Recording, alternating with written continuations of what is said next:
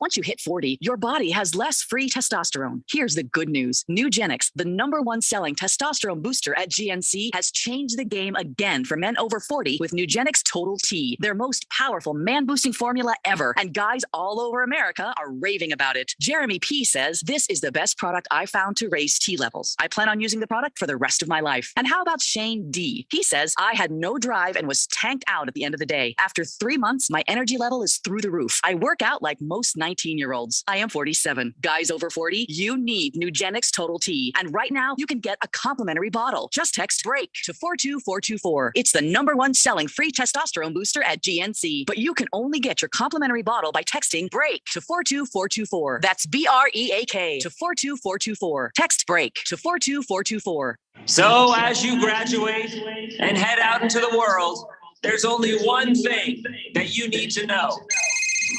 Hi, this is Jamie from Progressive. Yeah, I can talk now. Progressive protects you 24/7. So, tell me what happened. Oh, I'm sorry, Gene. Can you give me 1 second? Brush that for every meal. Congratulations and thank you.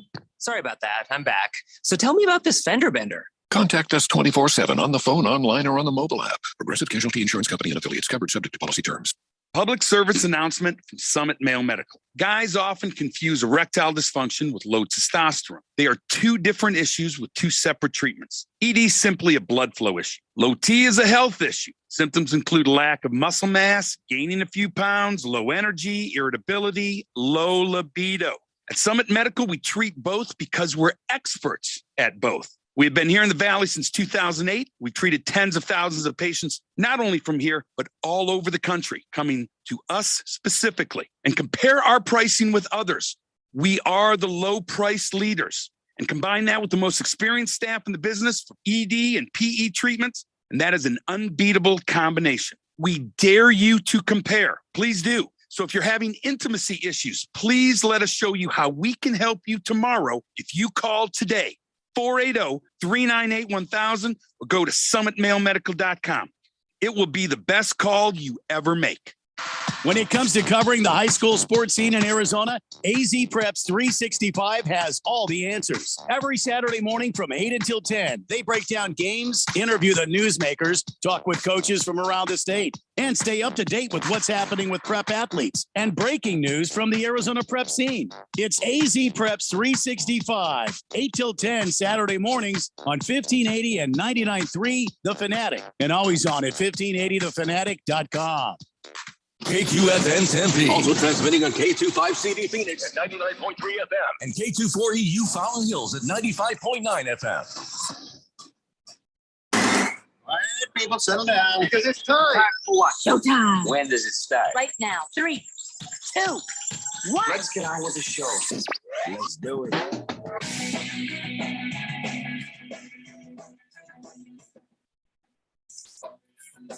All right, everybody, it's Monday here on the Daily Blender. I'm your good friend, radio pal, Jeffrey O'Brien, alongside Randy White. Got Keon Rhodes in the control room, and you guys are on the Fanatic text line, 888-368-1580, as we broadcast live in the Harman Solar Studio in Scottsdale.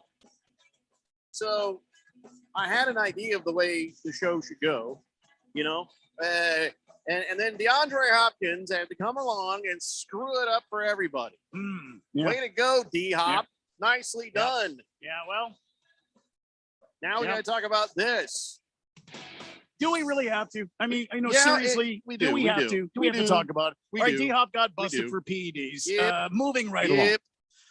No moving right along. Here's the thing I'm curious about. I want to know the hell these PEDs were, because you get the idea it was something that maybe would have helped him with his recovery from that injury. And now the Cardinals have known about this, I am told, for quite some time. And people are saying, well, that explains the reason they went and got Hollywood Brown. Yeah. I think they might have gone for that anyways. I do think that they probably would have done that same thing. This just is one of those things. It's like, okay, this is good. Now we might make it through 6 games, but this is not good. He, you know, last year, that little period of time he was injured, well, that's when Kyler Murray just kind of imploded, right? So, you know, is Hollywood Brown going to be enough to keep Kyler Murray from pouty pout time again? Well, I mean, I'm not Kyler Murray, and I'm not his spokesperson, and clearly I am not a fan of his any longer. I've quit defending him. However, I will say you're exactly right, Jeffrey. I think this is why the Cardinals went and made that move with the Ravens to get Hollywood Brown, to bring in a guy that Kyler Murray knows and trusts and wants to be on the team with him. Yeah, but do you really think that's the reason they did it, or would they have done? I think they kind of maybe would have done this anyways with the opportunity. I think they might have, but I think it factored into it, and maybe even factored into the urgency of them doing it, where you have a guy who can help you out in the beginning of the season by filling that D-Hop role. And I understand that, like, you can't fully do that because D-Hop is an incredible wide receiver, but a guy that has a great speed and can separate and get downfield and rip the top off a defense, that helps you. And then, you compare those two guys together when Hopkins is done with his suspension. Yeah, but the other thing that I have about this, and it's troubling for me, is D-Hop plays bigger than he is. In other words, he goes up and gets the ball. He plays a physical game at wide receiver. He's able to go and get a ball in the midst of several guys. And I'm not sure Hollywood Brown can play up to that size. I'm not sure Hollywood Brown can be that kind of a physical guy. So Kyler's going to have to learn going into this thing. He's got to spread the ball around. He's got to get it to AJ Green, another big physical receiver. He's got to get it to Zach Ertz. That's why they signed him to a 3-year extension. And he's got to spread the ball around. He cannot be one-dimensional. Well, here's what's going to happen. The same formula is going to be followed when you didn't have D-Hop. What happens is Kyler will try to rely heavily on a tight end for those big guys grabbing a ball down. The problem is Hollywood Brown, isn't he and Andy Isabella about the same height? And how much success did Andy Isabella, the speedster, have? And so I don't know that Hollywood Brown getting thrown to by Kyler Murray is going to be a whole lot more effective. You see what I'm saying? I think Hollywood Brown has better hands than Andy Isabella, and I think that's going to factor into that a whole lot. Because Andy Isabella, his problem wasn't that he wasn't open; it was that you throw him the ball and he wouldn't catch it. I think Hollywood Brown gives you something more than that. I do think that it's an unknown whether or not Hollywood Brown can be the guy that can go up and catch contested passes, because he just wasn't asked to do that in Baltimore. Yeah, he's got to be that separation guy. Yeah, I mean, that's more his game. So we'll see how that actually works out. And I like the short yardage situations. You still do have Zach Ertz. You still do have AJ Green, who is not what he was before, but he's still incredibly tall. You just throw it up and let that guy high point the ball. He should be able to do some things. I think Kyler's going to have to figure out situationally, which guy am I going to? Well, and let's keep in mind, too, maybe we can start to put away some of this Kyler is short talk, because over the last 2 seasons, he's been effective. If you can give him some throwing lanes, if you can give him some open looks down the field, he's been effective. And he is one of the most spot on, on target. What am I thinking? Pinpoint passers in the league. So great deep ball accuracy. So I think the Cardinals can work him around and get him to a throwing lane. But also they picked up in the draft that kid out of Colorado State that I just think of the world of this kid. He's big. He's physical. He was Mountain West? Is that Mountain West Offensive Player of the Year? Is it McBride? Is that the guy's I got to name? bring up that page. I don't have that. By the way, is my audio okay? Yeah. Oh, okay. Because you guys are at me, so I'm okay. I'm having issues. Oh, yeah, I just wanted to make sure I wasn't annoying everybody. Let me. My pages are out of order here. Let's see. Here we go. Let's see. You've got Trey McBride, tight end out of Colorado State. That was the first pick in the second round. And then as far as receiving goes, well, you got Keontae Ingram, the running back from USC. No, that was it. All you got was a tight end from Colorado State.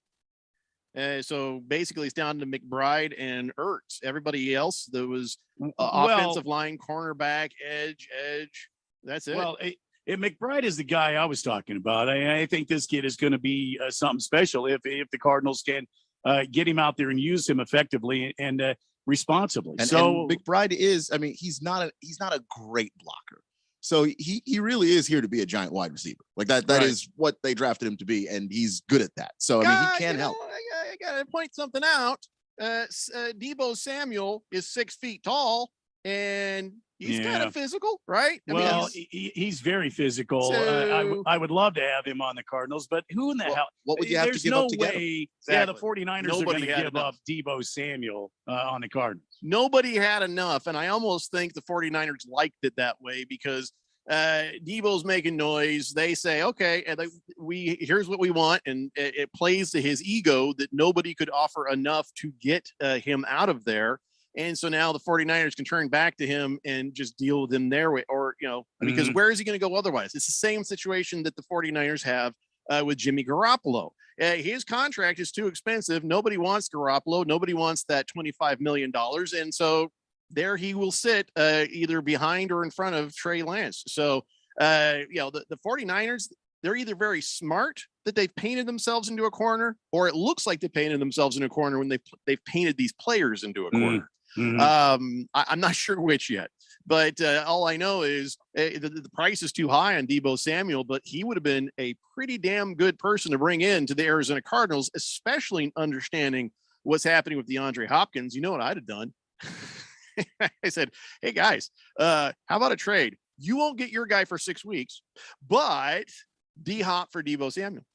I don't know. I don't know either. Is that too crazy? I might be a little too crazy because I know you've got the known commodity in D-Hop there.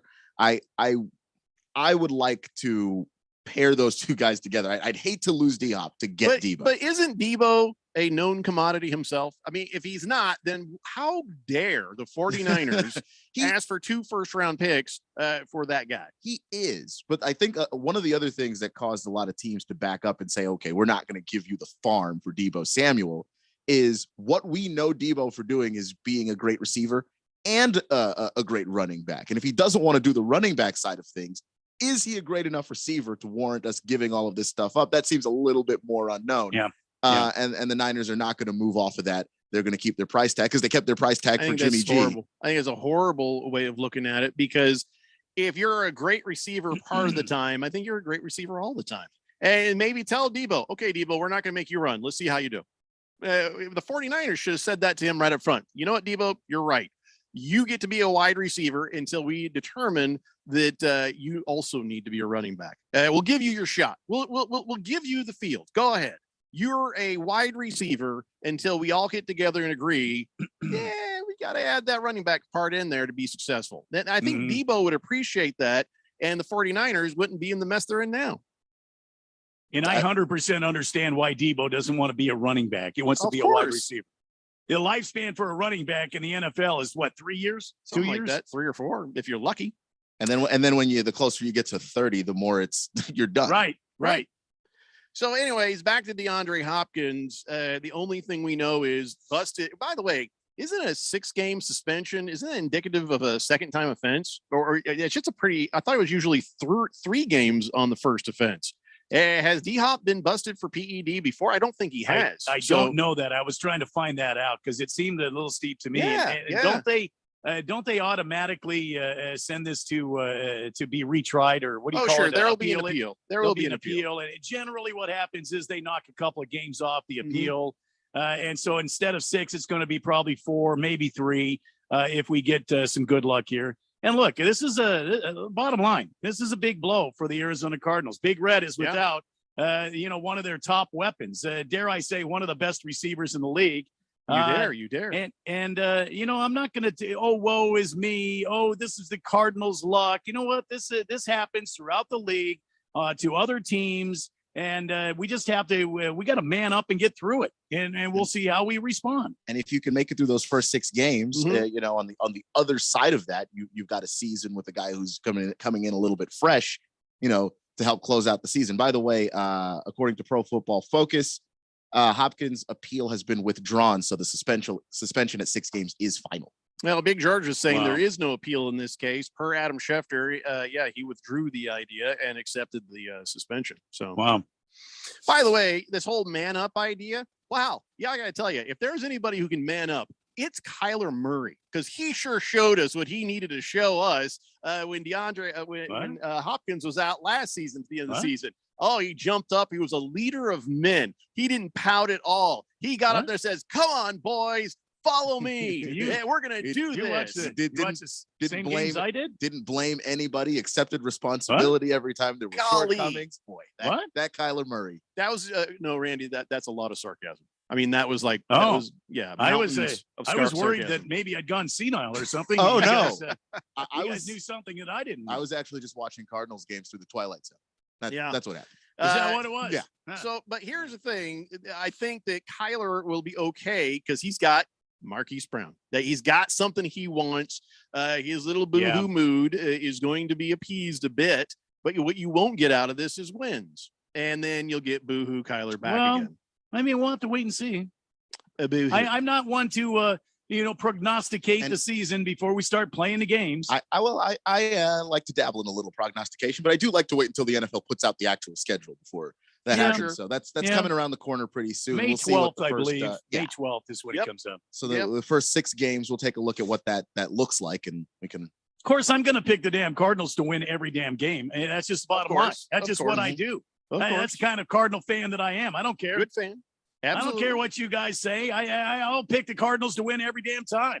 Fair enough. We expect that. 888-368-1580. Mr. Wilbur says, and the dumbass of the year award goes to DeAndre Hopkins. You are correct, at least at this moment. Boomer Sooner says, Jeffrey, I know I'm not the official traffic guy, but up here in North Phoenix, at Daisy Mountain and Anthem Way, there's been 2 or 3 bad accidents, like right next to each other on the I-17 North parking lot for a long time, and somebody didn't make it. Well, that's too bad to hear. I'll tell you what the origination of those accidents was the D-Hop news. Everybody just absolutely blew a gasket, and well, it's all over the place. Sure hope that wasn't a listener. 888-368-1580. Remember last time I said that? What happened the last time you said that? There was I think it was a paint factory on fire. He said, somebody died. I said, boy, I hope that wasn't a listener. Oh, did we catch hell for that? That was a different time though. Different kind of station too. Here you expect it. They're like, oh my God, what did you say? Mars Bars 805 says, happy Marley Monday, guys. Don't do Randy like that. There's no reason to dissect this problem. Listen, I'll take an 805, please, and hold the steroids though. Thank you, Randy. Go Raiders. Yep, there you go.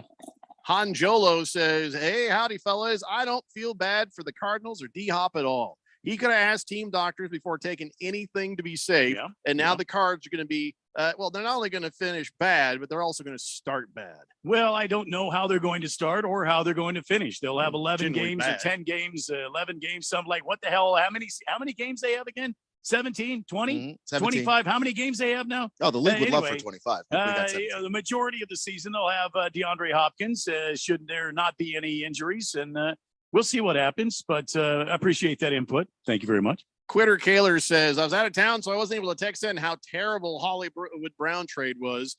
Time equals happy hour. Hollywood Brown was one of the league leaders in drops last season. You know who else got dropped? You got dropped, Kaler, from this show when you quit. Quitter. Dropaholic. Quitter.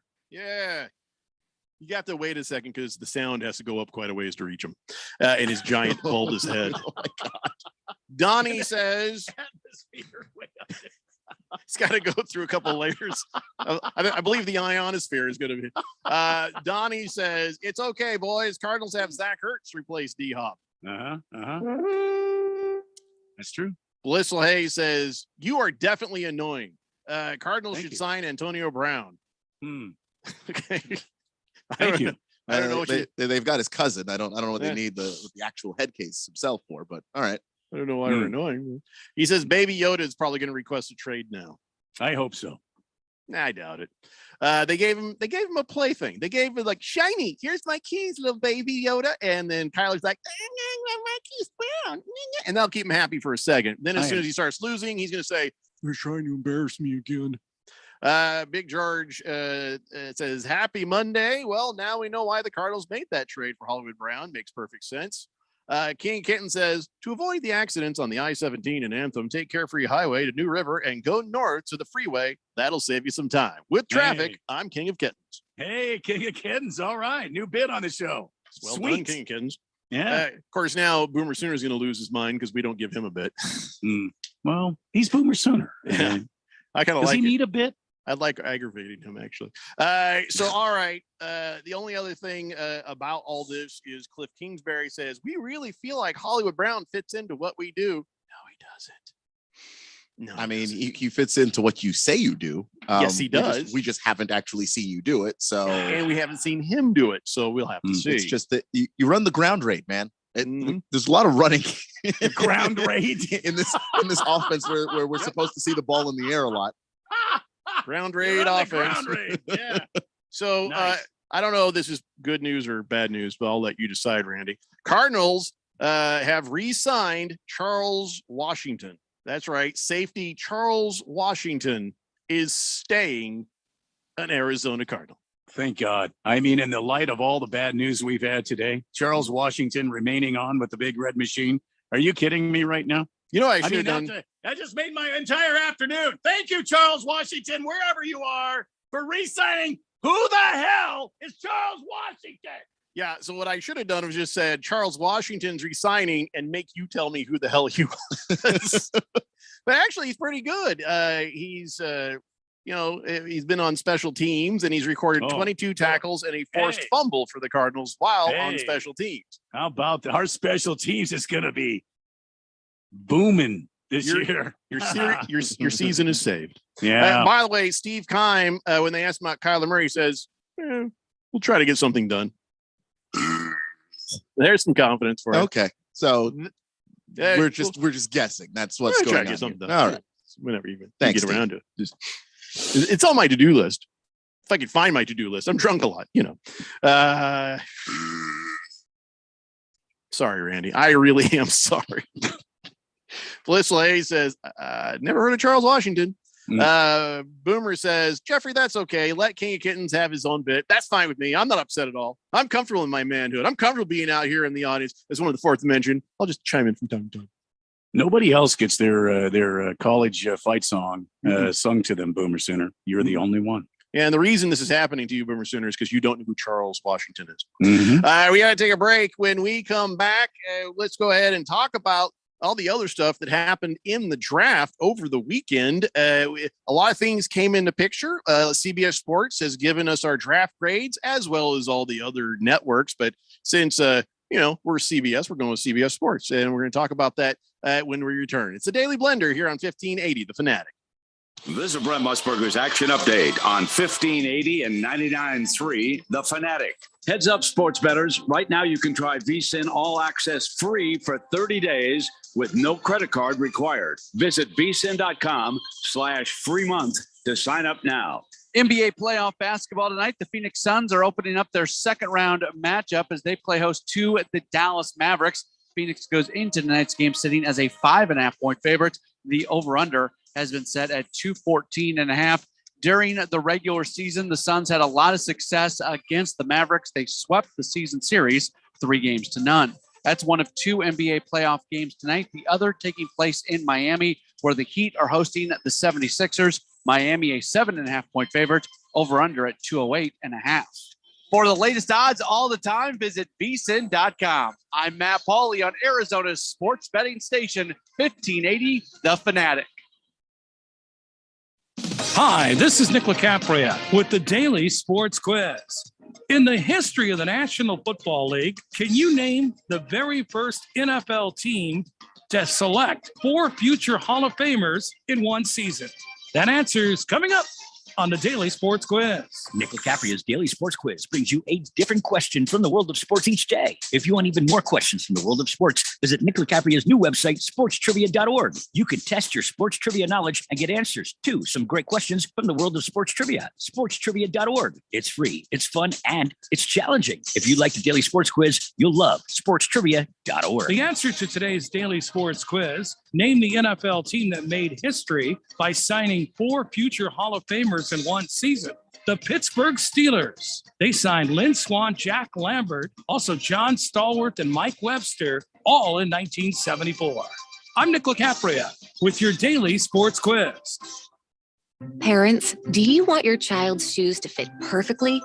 then you need to get your kids Skechers Stretchfit shoes, because Skechers Stretchfit shoes are so comfortable and so stretchy, they easily slip on and fit almost like a sock. Your child is constantly moving and constantly growing, so they need a shoe that moves with them. And Skechers Stretchfit's soft, stretchable material contours to their busy feet. It's a perfect fit. And not only do they fit like a dream, they perform like one too. Skechers Stretchfit keeps your child's feet comfortable all day long. With Skechers' exclusive air-cooled memory foam and a breathable stretch fit knit, your child will be cool and comfy whether playing, studying, or just hanging out. Plus, you'll love just how durable they are.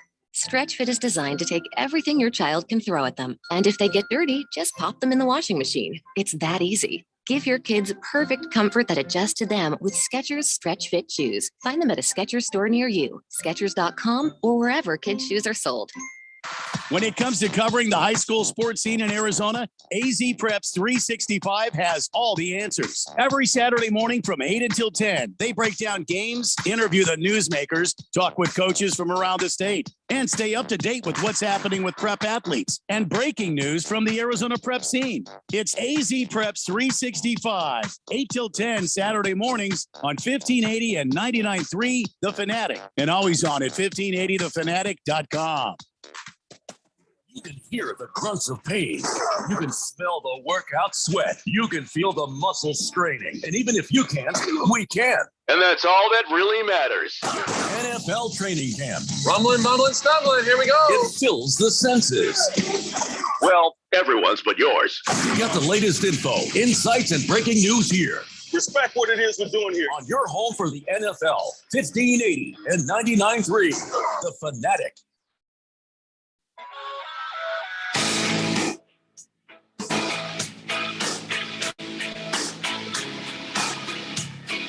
It's the Daily Blender here on 1580 The Fanatic. All right, so D. Hopkins suspended for 6 games. Maybe, well, no, there's no maybe. That's just a fact because he's withdrawn his appeal. George, for some reason, thought he wouldn't get an appeal. Whatever the case, doesn't matter. 6 games, go bye-bye. All right, so that happened. We can discuss what that means to his legacy as a player. How tarnished he is now because of these things. We are yet to hear from him on his explanation or excuse. You know, if I make a mistake, I'll go to somebody and say, this is not an excuse, but I want to explain what happened. And say, I take full responsibility, but these are not excuses. This is an explanation. And I'd like to see if he does the same. If he comes out and says, listen, there's no excuse. This is my explanation. I was trying to recover, so I had this. I didn't realize it was the right thing. There's no excuse for that because I should have talked to the team doctors, whatever it is. Or he may say nothing at all. He may just be like, I ain't talking about that. It is what it is, and I'll see you in 6 games. Whatever the case. But I'd like to see some explanation of this. I don't know. I mean, this could help change the way his legacy goes. It could help change the way we view what he's done. He's had such an incredible body of work. You'd almost say of course, he's going to be a Hall of Famer. I mean, that's not too far a stretch to say. DeAndre Hopkins is on his way to a Hall of Fame career, right? Not at all. So this PED thing right here possibly could tilt that a little bit. So he needs to make an explanation, but not an excuse. I hear exactly what you're saying. Sorry, Keegan. I just want to say, what I don't want to hear is DeAndre Hopkins come out and go, I made a mistake. I don't want to hear that. Own up to what you did and say, I should have checked with the doctors, team doctors. I knew what I was doing. This is wrong of me. I'm sorry. Well, that's what I want to hear. The process, explanation, not excuse. I just don't know that keeps him out of the Hall of Fame because I find that in the NFL, people aren't as crazy about people using PEDs. And maybe it's just because we don't have the sacred records that baseball, for instance, has, where, someone gets to 3,000 hits and then you find out they were using PEDs. You go, well, how much of that was you? We don't really do that in football because there's nothing about necessarily being stronger that makes you a great football player, or even being faster. If you can't catch or you don't have technique and skill, it really doesn't matter. Like none of that really helps you. So I think even though I would love to hear him have that moment where he owns up to the mistake, I don't know that this necessarily hurts his Hall of Fame case the way it would if he played another sport. Well, comparatively, no, but as it is, you're talking about a man's legacy. Mm-hmm. And now what we'll hear is, oh, he was a great player, but then that time. And like with other players, oh, he was a great player, but then there was always that other thing. And whatever it is, always, whether, you know, Kobe, you know what I'm saying? So whatever this is, it'd be nice to hear from him. Even if it is to say, I blew it, screwed up. Or for him to say, I was trying to rehab. I had this thing. I made a mistake on that, but it's my fault. I take 100% accountability. I mean, the explanation, as long as you don't try to make excuses, as long as the explanation does matter, say, I was just trying to get rehab. I had this stuff. I didn't realize I should have checked with the team doctors. I screwed up. That's on me. That's a fair explanation, Randy. I don't know what is allowed and not allowed in the world of recovery medicine. You got a whole staff of team doctors, and not only that, you've got a whole staff of team trainers. Everybody knows. You should also know that you're not going to get away with it if you get tested for it. Well, if you're smart enough to know that I'm taking something that will get me in trouble because it's against the rules, then you're also smart enough to know that you're not going to be able to evade the tests that will detect it. And at that moment, you'd think he wouldn't do it. You would think, and yet he doesn't. Just like Steve Keim thought he could. Steve Keim thought he could evade the law enforcement by having a few drinks and driving his truck around a high-powered, by God, truck that he could have killed many people with. 750 horsepower, and yet he went out there because sometimes we're stupid. That's what I want to hear. I don't want to hear mistake. I was stupid. Well, I should have gone to he made a mistake. I should have gone to my team guys, and I should have trusted the process. But yet I'm selfish. I wanted to get back quicker and stronger. That's why I did. I think we're saying the same thing, but you want it in a maybe a stronger set of terms. Maybe. Yeah, and I don't know. I don't know if that's necessarily selfish, because if you want to get back faster, it's for the team. Come on. It's for the team, is it not? I can't read into anybody's intention on that. Randy. I don't necessarily want to say it's selfish, because it may not have been like, oh, the team needs me. If I can recover faster, I can be back out there with my guys. Well, then I'd say, hey, get off the cross. We need the wood, DeAndre. Because he's already getting paid. It's not like we don't need you to do that for us. We need you to come back right. But now we've lost you 6 games. Yeah, but see, he just cost himself upwards of $2 million. He's not going to get paid. Nope. Yeah, but I'm saying, I mean, over the length of that contract, it's not like he's doing it. He wasn't doing it to get paid more money. So there was only risk, which, you know. What are you doing, Randy? What are you doing? Oh, he's flipping the bird to his equipment because he's been knocked offline. All right. Well, while he gets his equipment figured out, we'll continue on. And this is the craziest thing. He's pointing his assault rifle at it. Right. Please don't shoot it. Don't shoot it. That's very expensive. That's the only one we have. We can't replace that one. She needs to go out and shoot his internet device.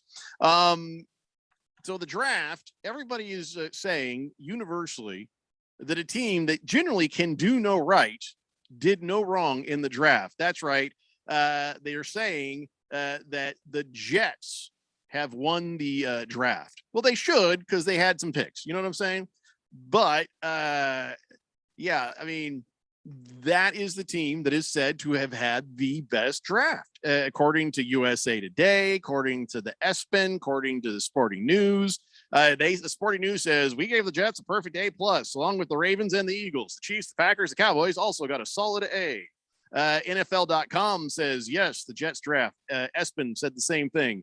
So I don't care what USA Today said, because that's basically like a Denny's menu of a newspaper. You know what I mean? Just there's a picture and a couple of words. I've never heard it put that way before, but I don't think that anything's been more accurate. Yeah, that's just that's paper for dumb. Anyway, so no one failed on anybody's report cards, it looks like. I think C- was the lowest thing I saw for a couple of things. But the Jets, did they really win the draft, Keon? I mean, you could put them up there. The Giants definitely have an argument for a team that won the draft. I mean, the Giants just had a couple of blue chip guys fall into their lap in their first 2 picks. It was going to be hard for the Giants to screw up the draft after that. I really thought the Eagles did a really good job with their draft, with the move that they made, obviously to get AJ Brown, but then that they were able to continue drafting well too. So I think that the Jets have a very strong case. They got either the first or second best corner, depending on how you felt about it, either the first or second best receiver, depending on how you felt about it, and the first or second best running back in the draft, depending on how you felt about it. That's a very strong set of picks for the Jets. But the Sporting News saying the Packers got a solid A in the draft, that makes me think the Sporting News is written by armadillos, because the Packers did not take care of what they needed to take care of most, and that was get a really good receiver. And even Aaron Rodgers is like, maybe they can give us Deebo Samuel. I don't know. So I don't know if I agree with the grades of some of these pundits and experts, but it does look like the Jets did have a heck of a draft. Now, Robert Saleh, I do like that guy. Don't ever get me wrong. I do like Saleh. He came out and says, hey, good draft reviews don't matter. We won't know anything for like 3 years. Okay, I don't know if I agree with that 100%, but I get what he's saying. These guys got to get in there, mature, get cohesive, and look at the kind of guy. I mean, they got cornerback Sauce Gardner. They have a wide receiver. Garrett Wilson should show you what he needs to show you pretty quick. Both Gardner and Wilson ought to show you right away. Those two both should, yeah. And they got an edge rusher in Jermaine Johnson, running back Breece Hall, tight end Jeremy Ruckert. But now that I look at all this, they all should be gaming out pretty quick. You don't need 3 years to see if you won this draft solid. You're going to find out this year. You got one guy, a tackle. That who knows if how he's going to turn out in the next year, 2 or 3. That guy maybe. The rest, those guys perform well. You've won the draft. They don't. You didn't. That is pretty cut and dry when you've got those sorts of offensive players coming on your team, and especially with those positions of need. They needed help at corner. Sauce Gardner shows up, that's an immediate. That defense is better. Jermaine Johnson II as well. And again, all of those Georgia guys, you're drafting them because you expect day one they can come in and begin to help you. Jermaine Johnson was Florida State. He transferred from Georgia, but he's a guy that, like, I believe can come in day one and help you. And obviously Garrett Wilson, the speedster, was considered the best receiver in the draft by a lot of folks. So there is no reason for that guy not to come in and have an immediate impact with your young quarterback, who quite frankly didn't have weapons to throw to last year. I still think they'll screw it up. I mean, I suggest if history is any indication, you just gotta feel bad for Robert Saleh, but yeah, I do. But I do think that they went out and they're like, look, our head coach is a defensive minded guy. Let's go out and get him a couple of really high level guys who can go in there and be immediate impact players. And in Jermaine Johnson and Sauce Gardner, I think that they made Robert Saleh's life a whole lot easier. Does he still have that quarterback whose mom is crazy on Instagram? I mean, yeah. What's his name again? Zach Wilson. Zach Wilson. That's right. Mama Wilson. She cray. Was there a bunch of question marks around him at the end of the year, or did we get the idea he ain't all that good? Because I kind of got the idea, even though the talent around him wasn't spectacular, that he ain't all that good.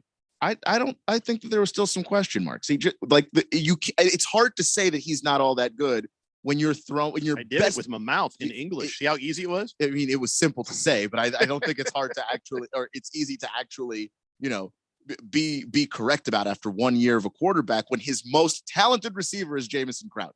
I don't know where I'm supposed to learn from that. That's fair. So this year you're going to learn a lot about this draft and Cray Cray's son. Yeah, you should. You have Garrett Wilson to throw the football to. I'm starting to think that you have far fewer excuses, than you did a year ago. That I expect Zach Wilson to look better, and if he doesn't, then yeah, I think it's time to start to be a little concerned. Hey, remember the time Randy was doing a live read for FanDuel? And I had a scream of anguish. I cried out into the universe that Malik Willis was not picked by my Colts when they had the chance. Fast forward to today, and he dropped. Why did he drop to 86? Number 86 pick in the draft. Titans traded up to get him there. But why did he fall so far? What did they not tell us about Malik Willis? I don't think that there's any reason why Malik Willis dropped, except that we probably, and by we, I mean the people who are obsessed with the draft, fans and media, probably overestimated how desperate these teams would be for a quarterback in this particular draft class. Because it wasn't just Willis that dropped. A lot of people thought, hey, Desmond Ritter's a second rounder. Nope. How about Sam Howell? He fell all the way to the 5th round. He was taken by the Commandos, actually. People thought when the draft process started last year, Sam Howell was the number 1 quarterback. It was either him or Spencer Rattler at some point. And the draft committee they usually tell players when you're coming out, hey, this is where you're likely to be drafted. And I think they're like 86% accurate with telling guys that.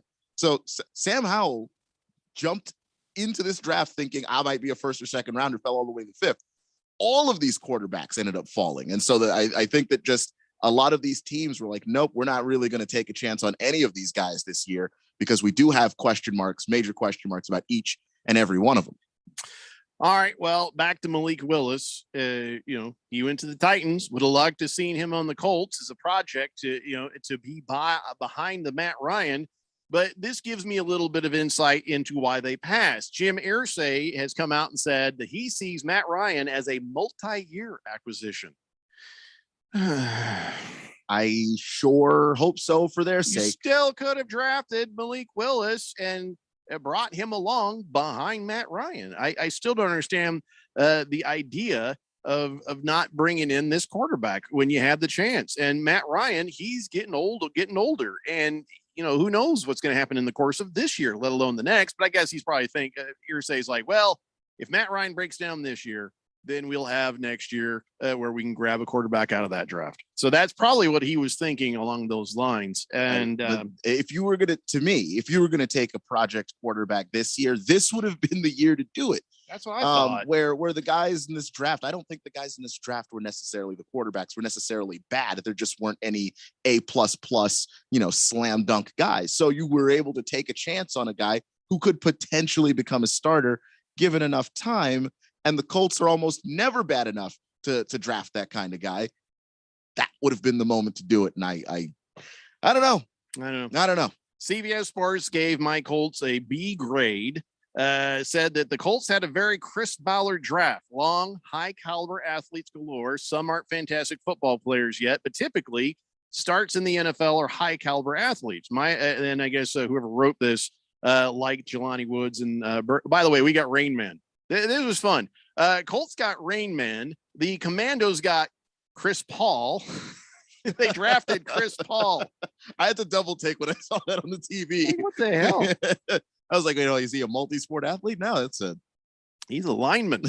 And then, of course, the Arizona Cardinals. There's no fun names I can play with there. Sorry, Randy. It's okay. Sorry. It's okay. Why are you shushing me? Well, we've talked enough about my Cardinals today. No, you actually got to listen. Of our teams, you got a pretty good grade for the Cardinals. Hold on. According to CBS and the 4-letter. No, just CBS. I didn't give a damn about ESPN and their garbage. And I don't give a damn about the others. So I just stuck with CBS. Yeah. But according to them, you got an A-. A-. And then, of course, my Colts got a B. Commandos got a B-. So the Cardinals, I guess, seem to do pretty well with the draft. Well, I mean, that's crazy because I can't believe we did that well, but okay. Well, here's what they said. We didn't address any real needs. So, okay.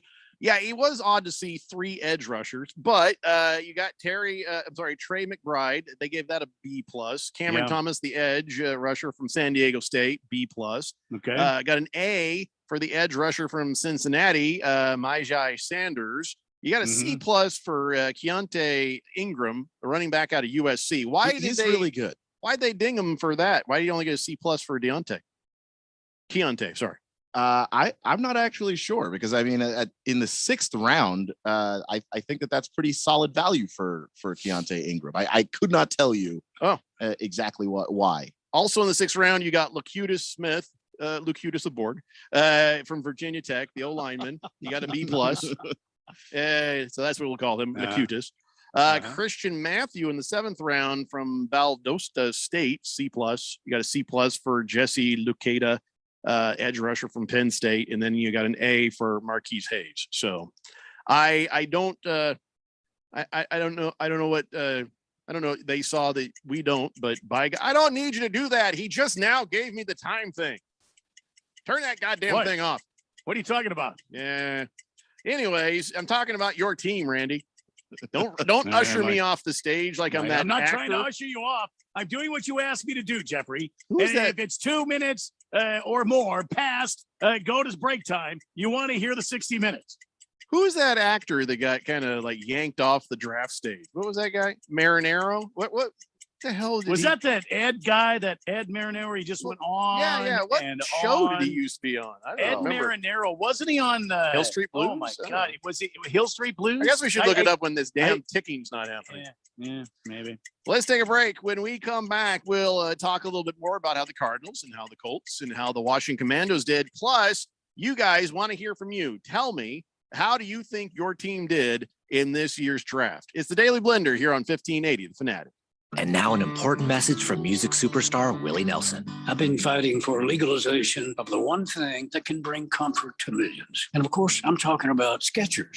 Can we stop the commercial? Willie, I don't think Skechers are illegal anywhere. Really? But they feel so good. No, you can wear them anywhere, Willie. Well, pass the Skechers. Skechers comfort feels so good because Skechers is the comfort technology company and has all the fits and features you need for ultimate comfort. Find Skechers at a Skechers store, Skechers.com, or wherever stylish footwear is sold. If you're an IT professional looking for an opportunity with great benefits and the freedom to creatively solve problems in a career with great growth potential and a team environment, look no further than Affinity Technology. Serving the Valley since 1992, Affinity Technology is looking for a level 1 tech to develop and deliver excellent solutions and outstanding customer service. Visit atechaz.com/jobs and get started with your future today. That's atechaz.com/jobs. Hey everybody, Mark Asher back to tell you about my great friends over at the Lund Mortgage Team. Now, we've seen interest rates go as low as we've seen them in years recently. We've also seen them bouncing around. A lot of uncertainty of what is going on in the loan game as far as mortgages are concerned.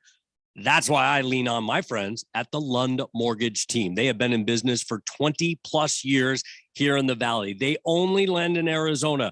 They are trusted. They'll get you that reliable quote. And if you're thinking about refinancing, whether it's to just lower your rate, maybe lower the terms of your rate, maybe down to 15 or 20 years, or if you're like, hey, we got a lot of debt on the side, we got some problems going on, we want to consolidate debt, or I've always wanted a pool. Now's the time to do it. Take some of that equity out, refinance, and get things done around your house that you want. But you got to use the best in the business. That's the Lund Mortgage Team. 623-875-9940, 623-875-9940, or check them out online, lundmortgage.com.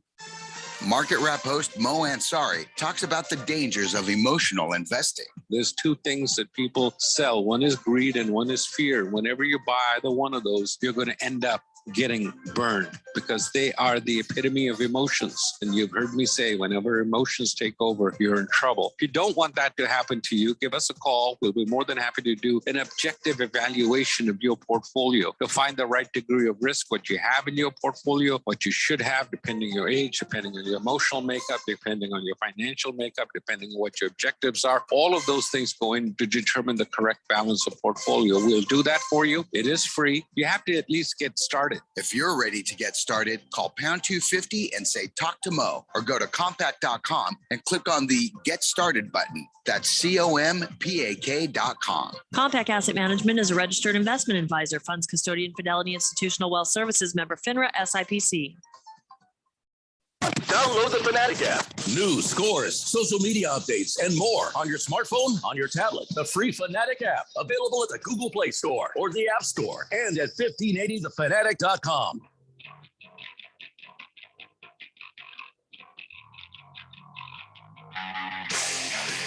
Welcome back to the Daily Blender on this Monday. By the way, a lot of this football talk overshadows the fact that it is baseball season. Go yard all May long with $5 Dinger Tuesdays on the FanDuel Sportsbook app. This season, all customers will get $5 for every home run hit by both teams when you place a $25 to hit a home run wager on Tuesday MLB games. That's tomorrow, not today.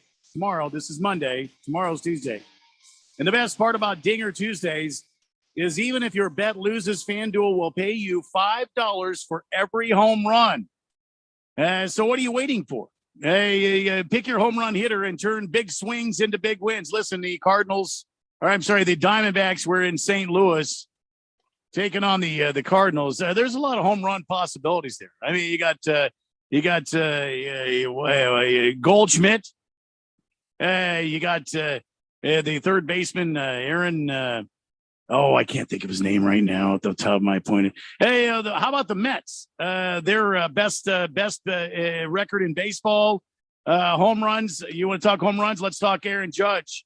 Yankees, he was hot this weekend. There's 3 guys I just gave you that you can maybe put some money down on your FanDuel Sportsbook app, and that could possibly win you big money. So what are you waiting for? Pick your home run hitter, turn big swings into big wins. No better place to bet America's pastime than America's #1 sportsbook. Head over to your FanDuel account now or download the FanDuel Sportsbook app and sign up using promo code Randy1580. That's promo code Randy1580. Remember, you got to be 21 or older, present in the great state of Arizona. Bonus issued as a non-withdrawable site credit. It expires in 7 days. Max bonus $25. Restrictions apply. See full terms at sportsbook.fanduel.com. Gambling problem 1-800-NEXT-STEP or text NEXT STEP to 53342, Jeffrey. All right. So tonight, the Phoenix Suns play. We'll be talking about basketball and stuff like that a little bit later on. At 4:30, the Sixers and the Heat play. And like I said, we'll talk about that a little bit later on. Diamondbacks are in action right here, right now. And they're already up 2 runs over the Marlins in the top of the first inning. Oh, they're in Miami. How about that? Yes. So the Marlins are, they're a comparable team, I think, to the Diamondbacks right now. At least that's the way it seems. Are the Marlins like a garbage team this year or what? Well, I mean, they started out, they've got a good nucleus because Derek Jeter was their team president. He was trying to build a winner there in Miami. That's right. And the ownership group, they don't want to do that. They just want to make money. They want to sit back and make money. They don't care about winning. They don't care about divisional championships or conference championships or, even World Series championships. They just care about making money. Right. Not this year. A lot like Pete Carroll when it comes to a quarterback. Yeah. Not really all that concerned about winning, it seems. So Snakes have actually been better than I thought. They 10-13 right now. They took 2 of 3 from the hated Dodgers. They put up a good fight against the Cardinals. I think the first game was a bad one, but other than that, it was a pretty good series against the Cardinals. Now they're in Miami, and the Snakes have 3 good pitchers: Bumgarner, what's his name, Walker, Merrill Kelly. And that other kid, I can't think of, Castellanos. I can't think of his name. Anyway, they got 3 good guys at the top of their starting rotation, and their hitting is starting to come on. They got Zach Gallen too, who's playing really well. Well, Zach, is he? His ERA is not great. It's not great, but he had a couple of good games where he pitched really well. So hopefully it's starting to come on, isn't it? Yeah. It's starting to come on. According to Moist One, Marlins have an amazing pitching rotation. Their number 3 guy just won pitcher of the month. Well, and that's true. Again, the Marlins have a good nucleus there. They're not going to lay down and let the Diamondbacks roll in there and just beat up on them. They're going to play. So, it's baseball season. I love baseball season. I love watching these teams kind of jockey for positions. I thought the Diamondbacks were just going to really just suck. And they've proven me wrong, and I'm really happy that they have. They don't really suck; they just kind of stink, which is better than sucking. Just kind of stink. Listen. When you take 2 or 3 from the Dodgers, I mean, I have a lot of respect for you. So let's go Snakes. Here we go. Well, so far so good today. We'll keep you up to date on the scores there. Let's get caught up on the text line. King Kitten says the Cardinals will be so excellent at the beginning of the season they won't even need D-Hop. 6-0 guaranteed. Wow. Oh, stop it. No, I get what you're saying, but even old Kingsbury has his limitations to early season, kind of thing, unless you really just believe that much in Hollywood Brown. A-Wings 22 says, as a Jets fan who has watched them pass on players who they needed over the years, I'm very happy we've got adults running the draft now who will turn things around. However, let's pump the brakes on the expectations until they show them results on the field. Well said, A-Wings 22. Well said. First and 15 says, Malik Willis. He failed the Wonderlic test. He even spelled his own name wrong. I don't believe that. I don't know that that's true, and I hope. Although it'd be awesome if it were true. And I I don't wonder how many guys have failed because they spelled their own name wrong. You know what? I'd almost do it on purpose just to be funny. Yeah. I almost think I would. Because the Wonderlic test is not actually telling me whether or not you can play football, so I don't care. Boogie says all the quarterbacks dropped as they should have. Malik Willis looked good, but had development questions against subpar teams in a horrible division. All the quarterbacks falling was really not a surprise. I get you on that, Boogie, but I thought the Colts would see that opportunity to take a guy who needs coaching, who needs development. And, what did it hurt to put him behind Matt Ryan, to let him learn for a year? And if Jim Irsay's right, or 2 or 3, he would be all set to go. I mean, the one thing the Colts are good at, drafting and coaching. You've seen players you've never heard of end up as rookie of year in various positions. Yeah, but Keon, who's coming up in the draft this coming year? The Ohio State quarterback. What's his name? C.J. Stroud. That's the guy you want. Well, that's who Bryce Young at Bama. Pete Carroll's tanking for those guys now. I mean, those two guys right there, I think far outweigh most of the quarterback class that we just witnessed. I am surprised, and I do think it was surprising to see some of these guys fall out of the second round. I mean, okay, so Pickett's the only one that goes in the first. I don't think that was too shocking. Right, you plug and play, like you said. But when you started having guys fall, into the third, fourth, fifth, nobody thought this draft class was that bad. Yeah. Randy and I still waiting to be drafted. Yeah, it's a true story. Yeah. We have our little parties. We wait every year. Phone every damn year. Yeah. I've never changed my phone number. No, just in case. I got my Zach Morris cell phone ready to go for these occasions. So far, nothing. That's a damn just shame. waiting on the commissioner to call me. Yeah. Detroit, says Boogie. They're winning the Super Bowl this year and biting off all the kneecaps on the way there.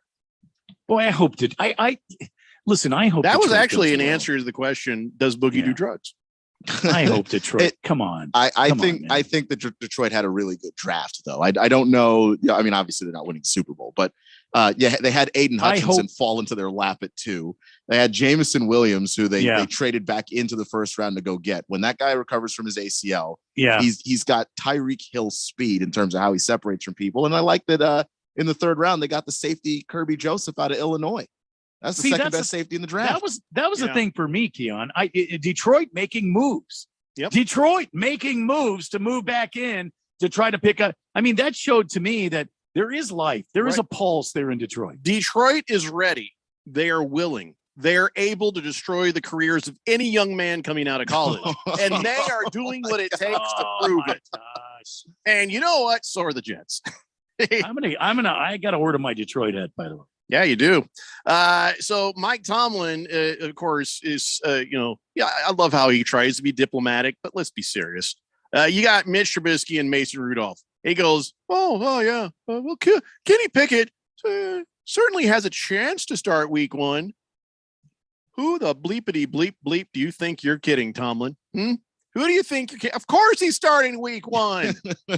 That's you what got drafted nothing him for. else. Yes. And specifically, because, I know Tomlin liked Willis a lot, but the reason you go Pickett is because he is a day one kind of guy, that he comes in already being able to read a defense, already being able to have good footwork, good form, things you don't have to coach when he comes in. That's exactly what Tomlin says. He says, I agree with the sentiment of his readiness from a professional perspective. It's 2 things that really attracted us to him from the start. We thought he had pro-level anticipation, and we thought he had pro-level accuracy. So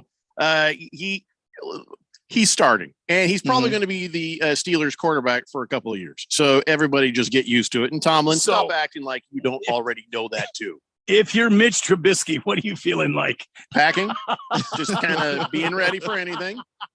And, maybe take a few courses, maybe become a notary, make a little extra money on the side. Do what you got to do there. Mason Rudolph, you need to go to the docks, see if they've got any help unloading ships, boats and stuff like that, because you're done. Senior Wake and Bake says, so Murray hasn't developed into a grown-up yet. We all know this. Against the Spread says, hey, Randy, your Snakes are better than I thought, too. They played well against my Cardinals this weekend. Their pitching for the Diamondbacks is actually decent. And they got a pretty good. He's talking, but doesn't realize. I just got to go to break. Okay, we did it again. Time for a break, everybody. Love you, mean it. EZ.com/jobs.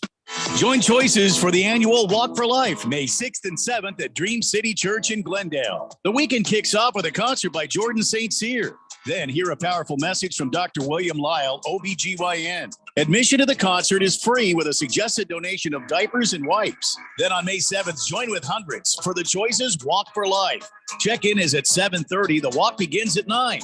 Register at choicesaz.com/walk for your free t-shirt and all the details. Your home has gone way up in value, but have you taken advantage of it? This is Rob Canyer with a phenomenal opportunity to tap into some of your home equity, earning tax-free income and eliminating your mortgage payment while staying in your home as long as you want. With home prices leveling off, don't wait to learn more about the new reverse mortgage. This is a safe and proven money-saving and tax-free income opportunity for homeowners age 62 and older. Call me, Reverse Rob, and learn more today at 602-REVERSE. That's 602-738-3773, or download my app by searching Retire Right with Reverse Rob. Public service announcement from Summit Male Medical. Guys often confuse erectile dysfunction with low testosterone. They are two different issues with two separate treatments. ED is simply a blood flow issue. Low T is a health issue. Symptoms include lack of muscle mass, gaining a few pounds, low energy, irritability, low libido. At Summit Medical, we treat both because we're experts at both. We have been here in the Valley since 2008. We've treated tens of thousands of patients, not only from here, but all over the country, coming to us specifically. And compare our pricing with others. We are the low price leaders. And combine that with the most experienced staff in the business for ED and PE treatments, and that is an unbeatable combination. We dare you to compare. Please do. So if you're having intimacy issues, please let us show you how we can help you tomorrow if you call today. 480-398-1000 or go to summitmalemedical.com. It will be the best call you ever make. When you run a business, you need to be in control. And while you can't control everything that happens in the world of business, you can definitely take control of your utility expenses with the help of Harmon Solar. Give them a call and see how your company can save up to 80% on that monthly electric bill with zero down and no payments for 12 months. Harmon Solar is a local family-owned company that uses top-of-the-line equipment. Call Harmon Solar, 800-281-3189. That's 800-281-3189. Or go to harmonsolar.com. Live from the Harmon Solar Studios in Scottsdale. This is KQFN Tempe. Also transmitting on K250 Phoenix at 99.3 FM. And K240U Fountain Hills at 95.9 FM. All right, people, settle down because it's time. Showtime. When does it start? Right now. 3, 2, 1. Let's get on with the show. Let's do it.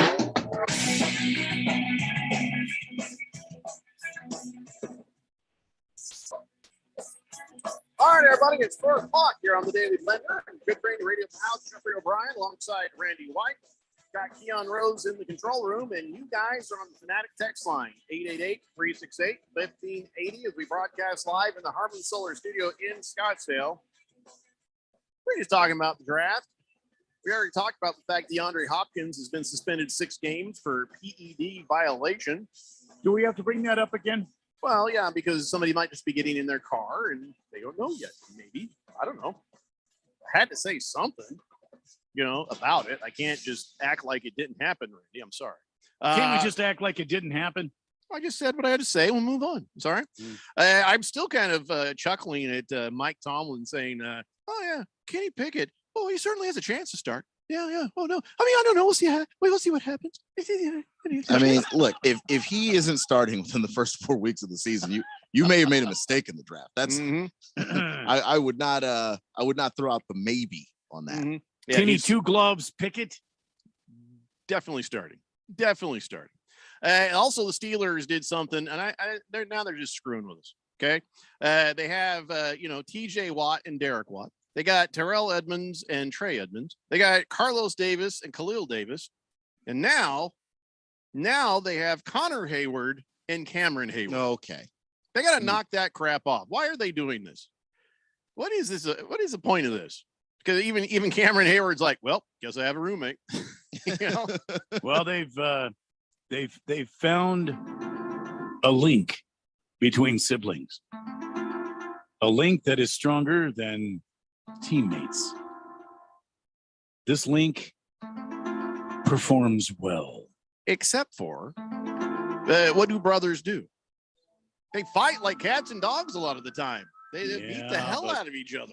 But when it comes to everybody against you, who's standing next to you, Jeffco? It's a good point. My brother gave me hell my entire life. It was some kid picked on me. He went after that guy. So you got a point there. See what I'm saying? See what I'm saying right there? Yeah, I know, but still, it's just kind of it's a link between siblings. Getting ridiculous. You know what I'm saying? So if you have 3 on one team, that's not four even now. Four now. We've passed coincidence a very long time ago. Yeah, I just told you guys. I just gave you the guys the insight. I just gave you all the information you need. And now I know why they didn't get like Roethlisberger's brother. You can't have 2 rapists. You just can't. That's too many. Too many rapists. Does he have a brother? Don't know. I'm just saying. But if he does, there's why. Because you can't have too many rapists. I mean, one is as many as you can have. Yeah. So anyway, let's talk about other things. Hey, let's talk about your Sam Howell. Okay. His statement on this was, that was kind of stressful waiting all that time to get in there. It was stressful, but at the same time, I was trusting God and waiting for the call. Glad it was Washington. Liar. So he's from the area, I think. So. This is the perfect spot for me. It's a team I wanted to play for all along. Oh, I meant this happened all along. Shut up. You didn't.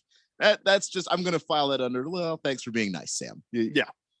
That's what you're supposed to say. You get drafted by a team. Oh, I wanted to play here the whole time. Sure.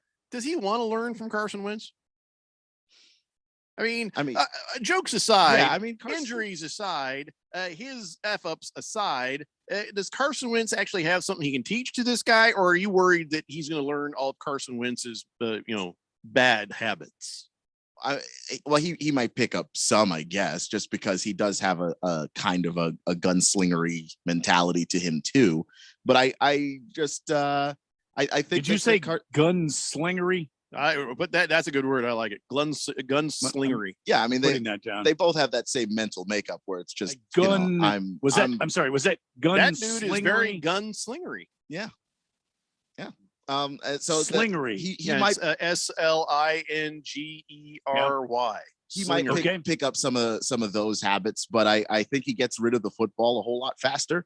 And Carson's, a hard worker and things like that, getting in the playbook, being a professional. Like those are the things you really want to see any other quarterback learn. And I like the pick because it's a little Carson Wentz insurance. If things are not working out, that you have a guy who had a first couple of round grade. You mean when things aren't working out, like when Carson Wentz gets like every vertebra in his spine broken, he can come in and take over. Is that what you're saying? Sure hope that doesn't happen. I was thinking more along the lines of his pelvis is crushed because he was trying to get that extra yard. His pelvis was crushed, right? And so he can come in. And I was just thinking, or what about if his spine is snapped and it pokes straight through his spleen? I was talking about that earlier. At least 3 weeks, I think, on that. Right. He gets hit on his head and shoulders, and all the vertebrae in his spine explode inside his back. That sounds like a Carson Wentz kind of thing. Yeah, but I wasn't talking about that. I just meant more. When he dives for a first down and both of his clavicles are broken. Randy. His arms are dislocated.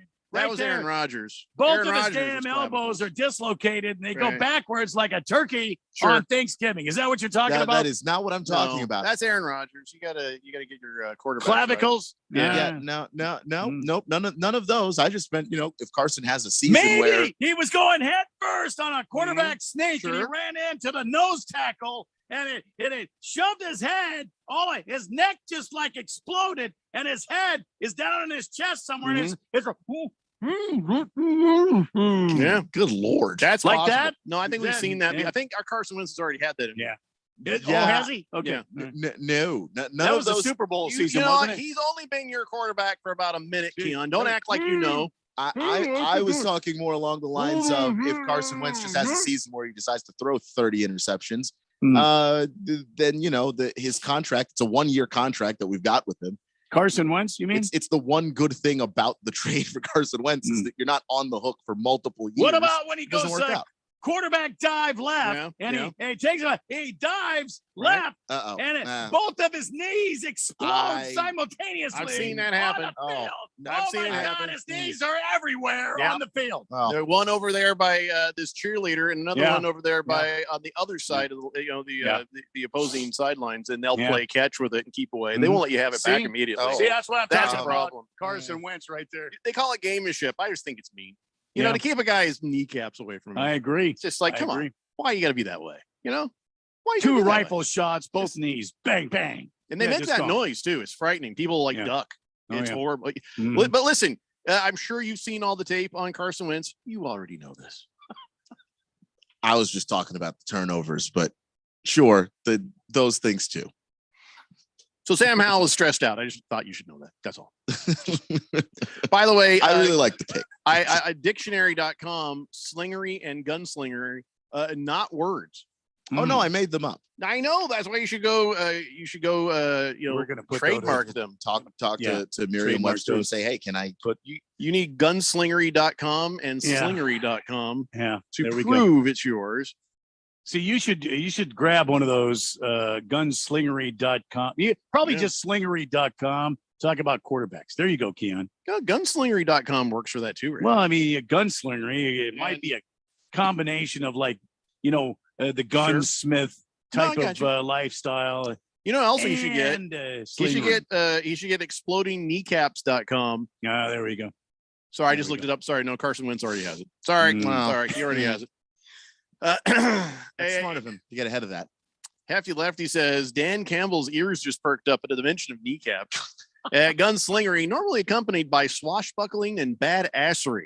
Yes, also true. things. Badassery. My word was mediocreize the team so that they can get better picks in the next draft, which is what Pete Carroll's doing. Pete Carroll's just like, he's like, no, we're not going to be very quick to solve this problem there. We got Drew Lock. We're not going to. No, they're tanking.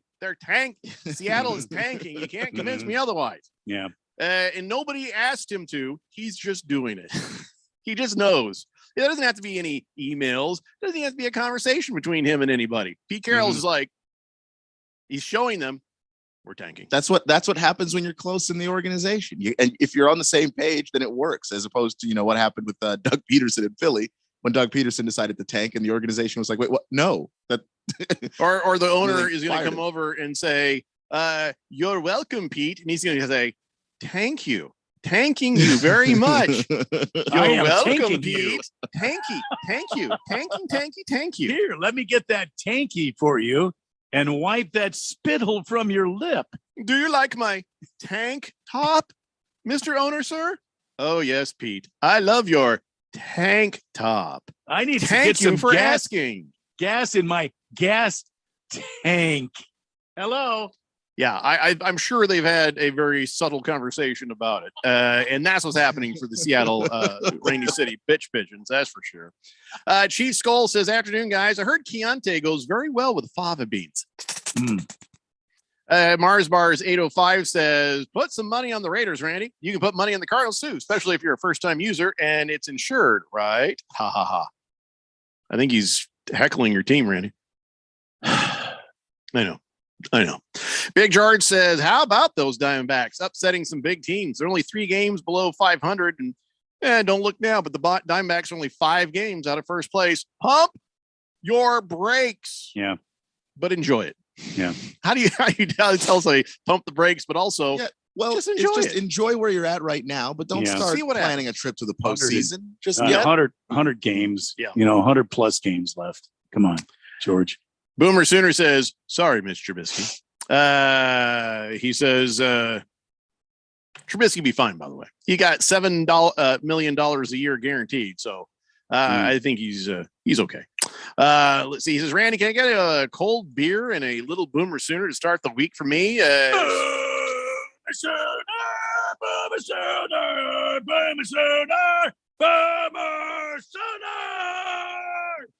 Robert from Surprise says Raiders, first round, Devontae Adams. Second round, Devontae Adams.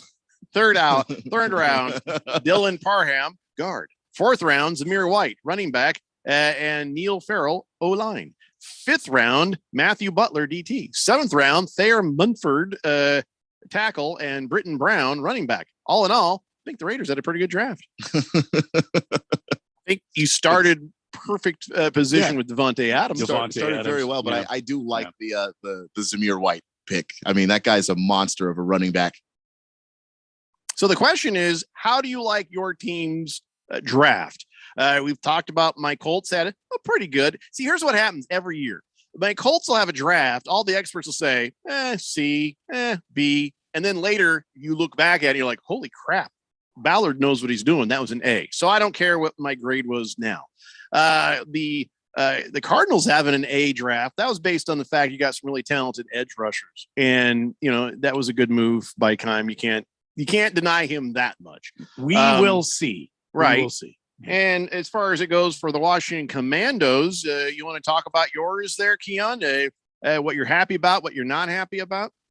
Yeah, I'm mostly happy with the draft. I really like the Jahan Dotson pick. I thought that pick was a fantastic pick. Yeah, him and Terry McLaurin together, right? Yeah, I mean, you're going to have two speedsters and two guys with really fantastic hands who are going to be able to produce. I think that's going to be great. I picked him a bit early, though. They did, but I think that he was a guy with a first round grade, and so they take him in the first round. I don't think that you necessarily, if you're not capable of trading back and still getting him, then you take the guy where you take the guy. But I do think that they reached in that second pick with Fidarian Mathis. I like Mathis. I think he's a really good football player. I love his first name, Fidarian. It's very cool. That's awesome. Just a very awesome name. And he was good at Alabama, and they do need help at defensive tackle because they had to let some people go because Carson Wentz showed up and took all the cap space. So I understand why you go and get Fidarian Mathis, but I thought Speaking that they of reached. what about his kneecaps? Yeah, they might explode. I don't kneecaps are going to go. I don't know about the very kneecaps. possible. I'm not. I suppose this year I will learn maybe the truth cap of his skull that might come off too. I sure hope not. I kind of want to talk to my wife, and I want to make an agreement with her that if we find out I have any illegitimate kids, I'm going to name them Fidarian. Even if they're 20, 25, I'm naming them Fidarian. I think she'd understand. I think she'd be okay with that. Fidarian. What do you call him for short? Fid? Darian? Fiddy. No, even Fiddy. Fiddy. Coming in the room and be hanging upside down all the time. Yeah, I don't need that in my it's life. too close to the wrap. Fidarian. I just think that they reached for Fidarian Mathis, Brian Robinson. I like the running back pick there. It's going to help kind of round out that running back room, but I thought that they reached for that too. Percy Butler, that's a solid pick, and Sam Howell is great value for where they drafted him. Both those guys were ranked A by CBS Sports. But the two second and third picks there, those were good picks. I just thought that they reached a lot. Fidarian had like a third round grade. Why take him in the second? I just don't understand that. Well, you got CP3, Chris Paul, day 3 pick, so you can call him CP3. True. Lineman out of Tulsa. He's really good. He's going to help. Yeah. You think he'll start? I think he's good enough to. He's a good player. I don't know if he'll start. Okay. But he will be in the rotation at some point in the season. So I mean, it's totally worth it. And Washington had a lot of injuries to their offensive line last year, so that adds to the depth that you have. Because Ron Rivera wants to run the football. He wants to punish people running the football. And if you have those injuries, especially at guard, it makes it difficult to do that. So I like the Chris Paul pick. And then, how about the Commanders signing Trey Turner? Are you good with that? They got him for a 1-year, $3 million deal today. Yeah, no, it's that's again. He used to be with the Steelers. Yeah, I saw that story earlier today. I think it's a good pickup. It's going to again add to the depth, help you a little bit on the special teams also. They just kind of needed help everywhere in that department. Special teams was not too long in the tooth for your not great. liking. No, he came in the league in 2014. You're not asking him to be, like the anchor of any position group. You're it's too bad because Cardinals signed what was his name? Washington. I don't know. I would have traded Charles Washington. I would have traded Charles Washington to you for a player. Well, Chuck Washington. You just got Chuck. Well, Chuck and I are on informal basis. So, Mr. Irrelevant this year is Iowa State's Brock Purdy, the quarterback. And was he no good? Well, it's not that he was no good. It's just he was not as talented as some of the other guys in this draft class, where you could look at this draft class and see a bunch of quarterbacks who had some really good things, but maybe one fatal flaw that needed to be overcome. Brock Purdy was just okay. Okay, so he had a 67.7% pass completion percentage, 12,000 yards over 4 years, 81 touchdowns, 33 interceptions. That's 46 games right there that he played with the Cyclones. So those numbers don't sound okay. Those numbers are good numbers, but it's just, does his skill set, do his tools translate to the NFL level? Because if we went just based on college numbers, Tim Tebow would be like the greatest quarterback of all time. He's a great college quarterback, but do the tools translate to the NFL level? I don't know that they do for Brock Purdy. Well, whatever the case, he gets a free trip to Disneyland, and he's going to get some little perks. There's some organization, some former Mr. Irrelevant sets these Mr. Irrelevants up every year and, gives them some love. The first Mr. Irrelevant that got to play in a Super Bowl, that happened in 2021 when the Buccaneers place kicker Ryan Suckup was in that game. So, I don't know if Purdy's ever going to be anything, but, at least it's not impossible. 888-368-1580. And Robert Surprise goes, oh, wait, how did I forget about Chandler Jones? Thank you, Arizona Cardinals. Thank you. Boy, now he puts it that way. Raiders have had a pretty good offseason. Hefty Lefty says, wasn't Brock Purdy on Baylor? Nope. I just confused him with Bryce Petty.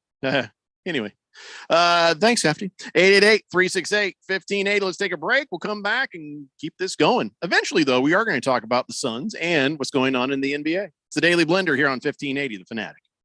If you're an IT professional looking for an opportunity with great benefits and the freedom to creatively solve problems in a career with great growth potential and a team environment, look no further than Affinity Technology. Serving the Valley since 1992, Affinity Technology is looking for a level 1 tech to develop and deliver excellent solutions and outstanding customer service. Visit atechaz.com/jobs and get started with your future today. That's atechaz.com/jobs.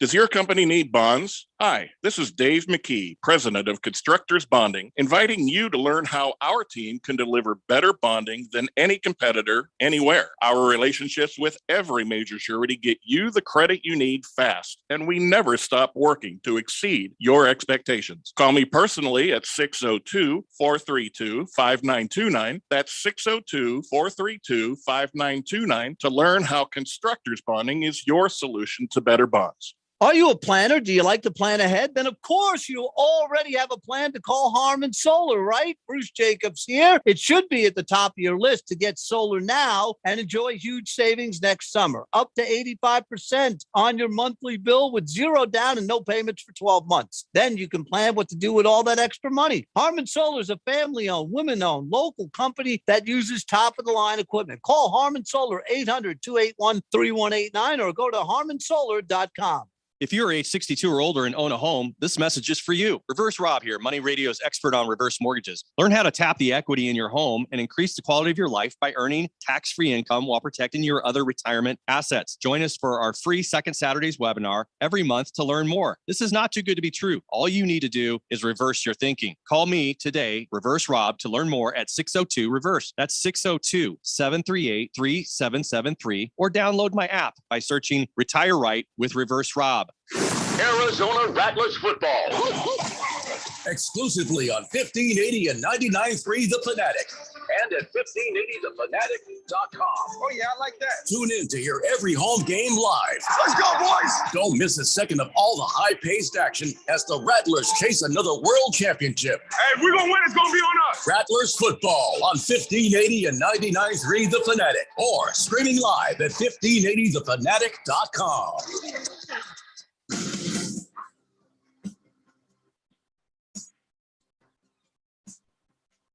David Blender here on 1580 The Fanatics. Wave Dave says, I just joined in. Who's the team that picked up Dicker the Kicker? Do we have that? How do we not have that readily available? That was the most important thing that we needed to know from this draft. Who would get Dicker the Kicker? I don't know that, but you were talking about before the break. You were talking about Brock Purdy, Mr. Irrelevant. Sure. Oh no, he's from Gilbert, Arizona. Gilbert, Arizona. He went to Perry. No kidding. Yeah. So he went from Perry to Purdy, and now. Yeah. Well, no, he was always Brock Purdy. No, he went to Perry, but he went to Perry High School. But he was not Purdy. No, is he not Purdy? No, he's handsome. He's not Purdy. Well, okay. So he's okay. I mean, if I was looking for a guy, he would be okay. Right. So Cameron Dicker's a Ram. Dicker the Kicker went to the Rams? Yeah. That ain't right. But back to so Brock Purdy went to Perry, then Perry High School. Then Purdy went to the 49ers. Well, he was I think you should know a couple of things about Brock Purdy. He was the 2021 Fiesta Bowl offensive MVP. And he was the apparently played in the 2021 Cheez-It Bowl. And oh man, he must be rolling in Cheez-Its. Well, and that's the thing. If this guy played in the Cheez-It Bowl, he's got plenty of Cheez-Its. So nothing we should go is over better to his house. than you open up a box of Cheez-Its. When you first open the bag and start eating those things, that is when they're the best. Fresh box of Cheez-Its. Oh my God. Yeah. We got to get Brock Purdy on the show and hope that God he brings Cheez-Its. Yeah, we need some Cheez-Its from the Cheez-It. Well, do we need it from the Cheez-It Bowl? Oh, I don't want like Cheez-Its from the Cheez-It Bowl. No. I want he needs to Cheez-Its. bring fresh Cheez-Its. I would imagine he's got a lifetime supply there, right? Keon, you got to get on the horn there. Brock Purdy, Glendale, Gilbert. Gilbert. Yeah, Perry High School. Not going to be a lot of Purdy's in the phone book. You know what I'm saying? Shouldn't be hard to isolate Brock Purdy or just call other Purdy's. Say, hey, is Brock there? If you look up Mr. Irrelevant in the phone book, probably going to find it. They haven't printed that. We don't have the new books yet, man. He's not going to be in the phone book yet. Damn it. Okay, you're going to have to find the phone book and just look up every Purdy in Gilbert. P-U-R-D-Y, Purdy. Yeah, you got that? You're writing that down? P-U-R-D-Y. P-U-R-D-Y. Purdy. Got Brock. it. B-R-O-C-K. Wait. I'm familiar with Brock Purdy, by the way. What if he has an Purdy. Iowa Open my Longhorns phone for number? you. No, I'm sure he was here in town. His parents live in Gilbert. You think he still has the same phone number? He might. Yeah. Yeah. I think you should look up maybe his parents. Oh, damn, I closed the... and Keon, make sure that he brings Cheez-Its, or is it just not... Yeah, he needs to have cheese. Oh, yeah. Okay. Good You to need to know. look up Brock Purdy's parents. They're in Gilbert. I fully expect him to fly his ass here from San Francisco for the he's not interview. in San Francisco. No, he's Mr. Irrelevant. He went to the 49ers. Well, I know that, but he won't go to... It's not like he's the first rounder. He won't go there. They're still going to send him to camp. Oh, they'll send him to camp. You think he's still in Gilbert? You think he's hanging around Gilbert right now? Easy. He's in Gilbert selling those cheeses like crack. Are you kidding me? We don't have many guests on this show, but when we do, they best bring some cheeses. Just make sure that's part of the condition. Brock Purdy needs to be on the show, and he needs to bring cheeses. Mm-hmm. Yeah, and some Tostitos. Are they still sponsoring the festival? I don't think he was. Who sponsors the Fiesta Bowl right now? He was the MVP, but I don't think he should bring us some. Maybe it was Tostitos. We need Tostitos and cheese. Tostitos and Cheez-Its. Brock Purdy. Are you looking this up, Keon? Randy, I feel like we're gonna get thirsty. Maybe we should make sure he brings some soda or something. Soda, hell. He's only 22. I don't want to get him in the habit of ordering beer. Caesars Entertainment sponsors the Fiesta Bowl now. What? We're gonna eat some Caesar salad. Yeah, and some Cheez-Its. Cheez-Its and Caesar salad. I can't think of anything that goes better than that. Yeah. And some whiskey. Have him also bring us Jimmy Garoppolo's signature. like on a cocktail napkin? No, we can we do don't. our own thing with it. No, he's not gonna meet him before we talk. It'd just be kind of fun just to have that. I mean, all right. So yeah, okay, Keon, you know what to do. You get to work on that. Let's go to the text line here. Blissful Hayes says, yeah, that guy's from Queen Creek, went to Perry. He was recruited by, why wasn't he recruited by ASU? I know. Why wasn't he? Why wasn't he? Turns out Herm is bad at things lately because we got a lot of guys in the transfer portal. Okay. It's going to be a good year. Chief Skull says, now we know why the Cardinals traded for Hollywood. They had to know Hopkins was getting suspended. So we go with Moore, Hopkins, and Brown. Probably the shortest starting wide receiving group since Willy Wonka was around. And he says, by the way, I predict Nick Foles, now released from the Bears, in his attempt to still play quarterback with a shot at starting, ends up at Chalupa U as a redshirt freshman. He'll walk on and he'll have a new name, Dick Foles. Chief Skull, I hope you're right. That would be hilarious. Funny, moist one. Random texter says, I have to say, the Raiders could have picked anybody in the draft, and that would have improved their team. That's a Chiefs fan throwing some shade on the Raiders. And he says, so am I correct in that you excel in gunslingery? It makes your team more gooder? Oh, yeah, of course your team's going to get gooder naturally. I mean, look at if you got the gunslingery, you're automatically gooder. How can the team not be gooder? It's this dumb question, random texter. Wow. Hefty Lefty says, the Bills drafted the punt god, Matt Araiza, bet the mortgage on Buffalo to win the Super Bowl now. Didn't they draft a punter a little early, Keon? We just lost Randy again. Yeah, I don't know if they dropped if they drafted a little early. What round did they get this guy in again? I think it was 4th round. I don't know how early that is. If you think that guy is going to be a flip the field kind of punter, you think the Bills are sitting there going, but what we really need is a punter. Well, no, but in the 4th round, I mean, if you were in the 1st or 2nd or 3rd and you drafted a punter, then I can't help you at that point. Your entire front office should be let go. But I think Pete Carroll wanted to draft a punter in the 1st round. Then they were like, dude, you'll have to wear a shirt that says, yeah, I'm tanking. But you're making the playoffs every single year, and you're thinking, okay, how do we help our special teams? You have that kind of punter that can flip the field, like especially in college, and it's starting to get to the NFL now. Those guys that are Australian and they play that Aussie rules football, the way that they punt the ball, it rolls further down the field and all of that stuff, and it's easier for your coverage team to go out there and stop punt returns. Those little things kind of factor in. If you're a team that you don't make the playoffs, you don't even know if your quarterback situation is great, is our defense any good, you don't take a punter in the 4th, but the Bills can afford to. Yeah, just saying. Okay, moist one, I hear you, and no, that makes sense. Boy, I don't know if we want him on the show now. Uh-oh. I'll have to tell you off there. Oh no. Hey, it might not have been a joke, moist one, but you made me laugh. Blissful Hayes says, hey, Jeffrey, the Colts should sign Nick Foles to compete with Matty Ice. No, they shouldn't. Shut your mouth. Shut your horse mouth. Hamilton Porter says, remember when the Bucs drafted a kicker in the 2nd round and he absolutely sucked? Yes, I do. Yes, I do. Don't know what the hell they were thinking there. Senior Wake and Bake. Well, Randy's not on, so I'll hold that until later for you because he's having issues with his hookup there.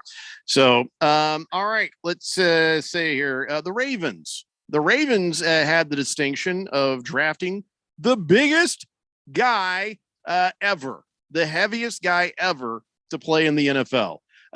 Daniel, is that how you say his name? Fa'alele, I believe is how you say it. Daniel, 384 pounds. We got Randy back. And okay, so to give you an idea, the Patriots offensive tackle Trent Brown, he's 380. Of course, he's had a bunch of financial incentives, and he's trimmed that down to 365. But Trent Brown used to be the big guy. Now, Daniel is 384 pounds, the biggest Bubba in the NFL. That's a whole lot of person. That isn't a whole lot of person. How does he move? Have you seen that's him? A whole lot of Rosie. Yeah, Rosie O'Donnell? What? No. AC/DC. Whole lot of rose. Yeah. Not familiar with that song, actually. How he moves is surprisingly sexy. Much, is he sexy? Much Does he move sexy? I'll leave that for others to say. He's smooth. I don't know why. If you feel confident in your own manhood, you can't say he moves sexy. It's not a weird thing. It's a sports term. I've never heard it before. I'll be 100% honest with you. I've never. I can't lie with a straight face. I start cracking up afterwards. Ooh. And look, there are a whole lot of sports terms that you just raise an eyebrow at when you start talking about the hand size and well, of course, and players have loose hips and so that those sorts of things. Sexy beast. Yeah, I mean, but I don't know if he moves sexy, but I will say for a guy his size, it is surprising how well he moves. Ooh. Well, the Ravens got him, so it'll be interesting to see how well does. Random Texter has a question. I don't know if you have it up there, but he wants to know what was in 40 time. What? Daniel, what was Daniel's 40 time is what he wants to know. He arrived in just the amount of time he needed to arrive. You stop that. That ain't happening right now. He ran a 5.640. Did you see the way he moved in slow motion? Yeah, that was actual speed. 5.640. Which you thought he was pretending. No, that's how fast he is. I almost had to turn the TV off. You know how somebody pretends to run in slow motion? No, that's actually how he moved. For 379 pounds. That's actually impressive. 5.640 is real nice. Oh my gosh. And you don't need him to sprint. You just need him to turn the person in front of him into a pushing sled. That's it. Just push him backwards until it doesn't matter. If he runs at me, he can turn me into anything he wants. Okay, you can stop now. That's why your internet keeps going down. God is trying to stop you. Is that what it is? Hamilton Porter says he's also almost 7 feet tall. That tall and that heavy. He's probably destined to be in the WWF if the football doesn't work out. WWF? I think he means wrestling. Is it WWF? Does that come after WWE? I don't know. I think it was WWE. I think it was F first, and then and now they got this AEW thing I keep seeing ads for, and I'm just AEW, which that's a different thing entirely. It's that's not like the WWE. It's some separate wrestling. It's all just fake, stupid stuff. So yeah, he's probably destined for fake, stupid stuff. Hamilton Porter, you're probably right. Hefty Lefty says that would only be 2/3 of a Rosie O'Donnell actually at 384 pounds. That's pretty good. Swave Dave says, watch him get a spot on Dancing with the Stars. And there were no survivors. Sorry, Swave Dave. I added that last part. Boogie says, Trent Brown, also the owner of some hilarious arm tats, by the way. Boogie says, Bills took punter in 6th round. Epic punter. And he's left-footed, which plays into the Bills stadium because the way the wind comes and swirls, it was a great pick. He will be a great NFL punter. You realize that you go both ways on the field. That doesn't. Did you say you go both ways on the field, Jeffrey? No. Yeah, here we go. Ooh. Come on, tell me more about it. No, just left foot, right foot. Dean That's it. Blandino, love doctor. Go ahead. Unless you have a foot fetish, there's nothing here, Dean. It's Ooh, left foot tell me or more right about foot. the feet going both ways. I figured you'd be a weirdo like that. Dean. Yeah. Figured you get I'm that a sexy weird beast. Rex Ryan crap. Don't play my voice during this, please. You just stop. Hamilton Porter says, can he do the Nathan's hot dog contest in the off season? Listen, just because you're a big guy doesn't mean you're a competitive eater. I'm sure you can put it away, but that doesn't mean he's just sitting there just. Yeah, most of the competitive eaters are small. Yeah. So no, Hamilton Porter, probably not.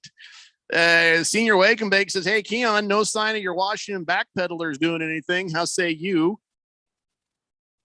I wouldn't say there was no sign. They were there in the draft, drafting players. We talked about it. I like the draft for the most part. Okay, so there's a bunch of quarterbacks that we're not sure what the hell's going to happen. Sounds like nothing, but if nothing, something still has to happen. Talking about Baker Mayfield still being a Cleveland Brown behind touchy-feely Deshaun Watson. Talking about Jimmy Garoppolo still being behind the future Trent. Why can't my brain just lost his name? Trey Lance. There you go. And you got some people who are kind of still floating in the wind that you thought might have gotten taken care of during the draft, during the draft, maybe even after, if people had figured out they didn't get what they needed. So what is going to happen with Baker Mayfield and Jimmy Garoppolo? I can't tell you what's going to happen with Jimmy, because the 49ers do seem to be on some level fairly delusional with what they're asking for Jimmy Garoppolo. With his contract and how impossibly average he is, no one is going to give up the first or second round picks. Well, they were delusional with Deebo Samuel too. So John Lynch across the board is delusional. So Deebo, they can work things out. Right. Jimmy, there's no way he's starting this year, right? I wouldn't say so. Expensive lump on your bench. $25 million clipboard holder. Is that Baker now too? 40. What did he get? I mean, he got with Baker. He's 18. So $18.8 million clipboard holder this year. Yeah, which I with at least with that, I don't know. I think with Baker, it might be easier to find a partner if you're willing to lower the standards of what it is that you're asking for in return.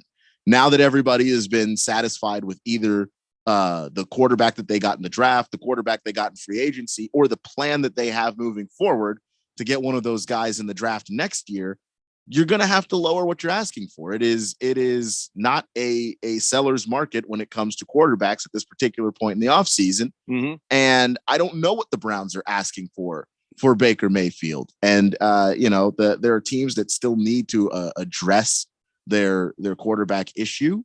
I'm looking specifically at the Panthers. Yeah, Carolina didn't do anything. Looking at the Seahawks. Now, Pete Carroll says nothing's going to change very quickly at quarterback. Does that mean that he's trying to get the absolute best deal he can on Baker Mayfield, on Jimmy Garoppolo? Maybe even he'll swoop in and take a Nick Foles. I mean, it's left a bad taste in my mouth.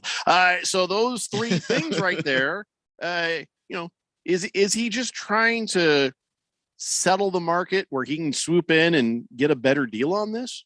Because all he's going to do is assume somebody else is paying. Guys, the 49ers are 31-14 with Jimmy Garoppolo as their starting quarterback. 31-14. That includes last season down the stretch. Yeah. It wasn't Trey Lance. It was Jimmy Garoppolo behind center when San Francisco had that crazy run at the end of the season last year. But you need the 49ers. I was saying you need a quarterback that makes you wrong even when you're right in those big moments, because it's not corrupt. It's the common denominator of when they haven't succeeded in the big moments is Garoppolo. It's not that they can't win with him, but can you win the big one? I understand that. He seems to go down at the most inopportune moments. But if you remember, down the stretch last year, Jimmy Garoppolo was the pilot. If Baker Mayfield goes anywhere, he's going to go to North Carolina. He's going to go to the Carolina Panthers. That's my feeling on it. I know we got to go to a break. That's the only system he seems to work in. I can't see him in Seattle. So you think that Jimmy is going to sit on the bench behind Trey Lance possibly? No, I think Jimmy Garoppolo is going to be the starting quarterback day one. Or he's the starting quarterback. I feel like the 49ers have a different idea. So, all right, so fine. Jimmy stays with the 49ers in a quarterback competition. He's off the board. And now Pete Carroll has a choice between Nick Foles and Baker Mayfield. I don't think he gets either one of them. I think he'll go to war with what's his name? He's got in there now. Drew Lock. I think he'll go to war with Drew Lock unless something weird happens during spring or camp. I don't see the Sea Chickens doing anything. All right. How did your NFL draft go for your team? We know most everybody who listens are fans of teams from all across the country. So give your team a draft grade, and we'll take a look at how your team did as well. And I guess the other thing is, hell's going to happen to Baker Mayfield. If there's anybody out there who's floating in the wind, it's Baker Mayfield. Come on back, kids. It's the Daily Blender here on 1580, The Fanatic. The playoffs are into the second round, and you can make every game feel like Game 7 on FanDuel Sportsbook, an official partner of the NBA. Throughout the playoffs, all customers can place a no-sweat, same-game parlay each week. You'll get up to $20 in free bets if you don't win. FanDuel has so many ways to play, and best of all, when you do win, you'll get paid faster than a fast break. If you're new to FanDuel, just download the FanDuel Sportsbook app and sign up with promo code DALE1580 to get your first bet risk-free up to $1,000. Once again, that's promo code DALE1580. If you already have an account, you're all set to bet. No sweat. FanDuel Sportsbook, an official partner of the NBA. You must be 21 or older and present in Arizona. Refund issued as non-withdrawable free bets that expire 7 days after receipt. Max free bet, $20 per week. Restrictions apply. See full terms at sportsbook.fanduel.com. Gambling problem? Call 1-800-NEXT-STEP or text NEXT-STEP to 53342. Parents, do you want your child's shoes to fit perfectly? Then you need to get your kids Skechers Stretchfit shoes, because Skechers Stretchfit shoes are so comfortable and so stretchy, they easily slip on and fit almost like a sock. Your child is constantly moving and constantly growing, so they need a shoe that moves with them. And Skechers Stretchfit's soft, stretchable material contours to their busy feet. It's a perfect fit.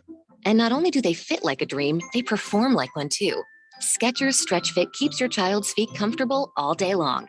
With Skechers' exclusive air-cooled memory foam and a breathable stretch fit knit, your child will be cool and comfy whether playing, studying, or just hanging out. Plus, you'll love just how durable they are. Stretch Fit is designed to take everything your child can throw at them. And if they get dirty, just pop them in the washing machine. It's that easy. Give your kids perfect comfort that adjusts to them with Skechers Stretch Fit shoes. Find them at a Skechers store near you, Skechers.com, or wherever kids' shoes are sold. When you run a business, you need to be in control. And while you can't control everything that happens in the world of business, you can definitely take control of your utility expenses with the help of Harmon Solar. Give them a call and see how your company can save up to 80% on that monthly electric bill with zero down and no payments for 12 months. Harmon Solar is a local family-owned company that uses top-of-the-line equipment. Call Harmon Solar, 800-281-3189. That's 800-281-3189. Or go to harmonsolar.com. Your home has gone way up in value, but have you taken advantage of it? This is Rob Canyer with a phenomenal opportunity to tap into some of your home equity, earning tax-free income and eliminating your mortgage payment while staying in your home as long as you want. With home prices leveling off, don't wait to learn more about the new reverse mortgage. This is a safe and proven money-saving and tax-free income opportunity for homeowners age 62 and older. Call me, Reverse Rob, and learn more today at 602-REVERSE. That's 602-738-3773, or download my app by searching Retire Right with Reverse Rob. Don't just do it every day. Do it several times a day. Because it feels that good. Yep, that's what I'm talking about. Get the latest sports headlines. The buzz around the league. Listen to podcasts. Stay up with social media. Just log on to our website at 1580thefanatic.com.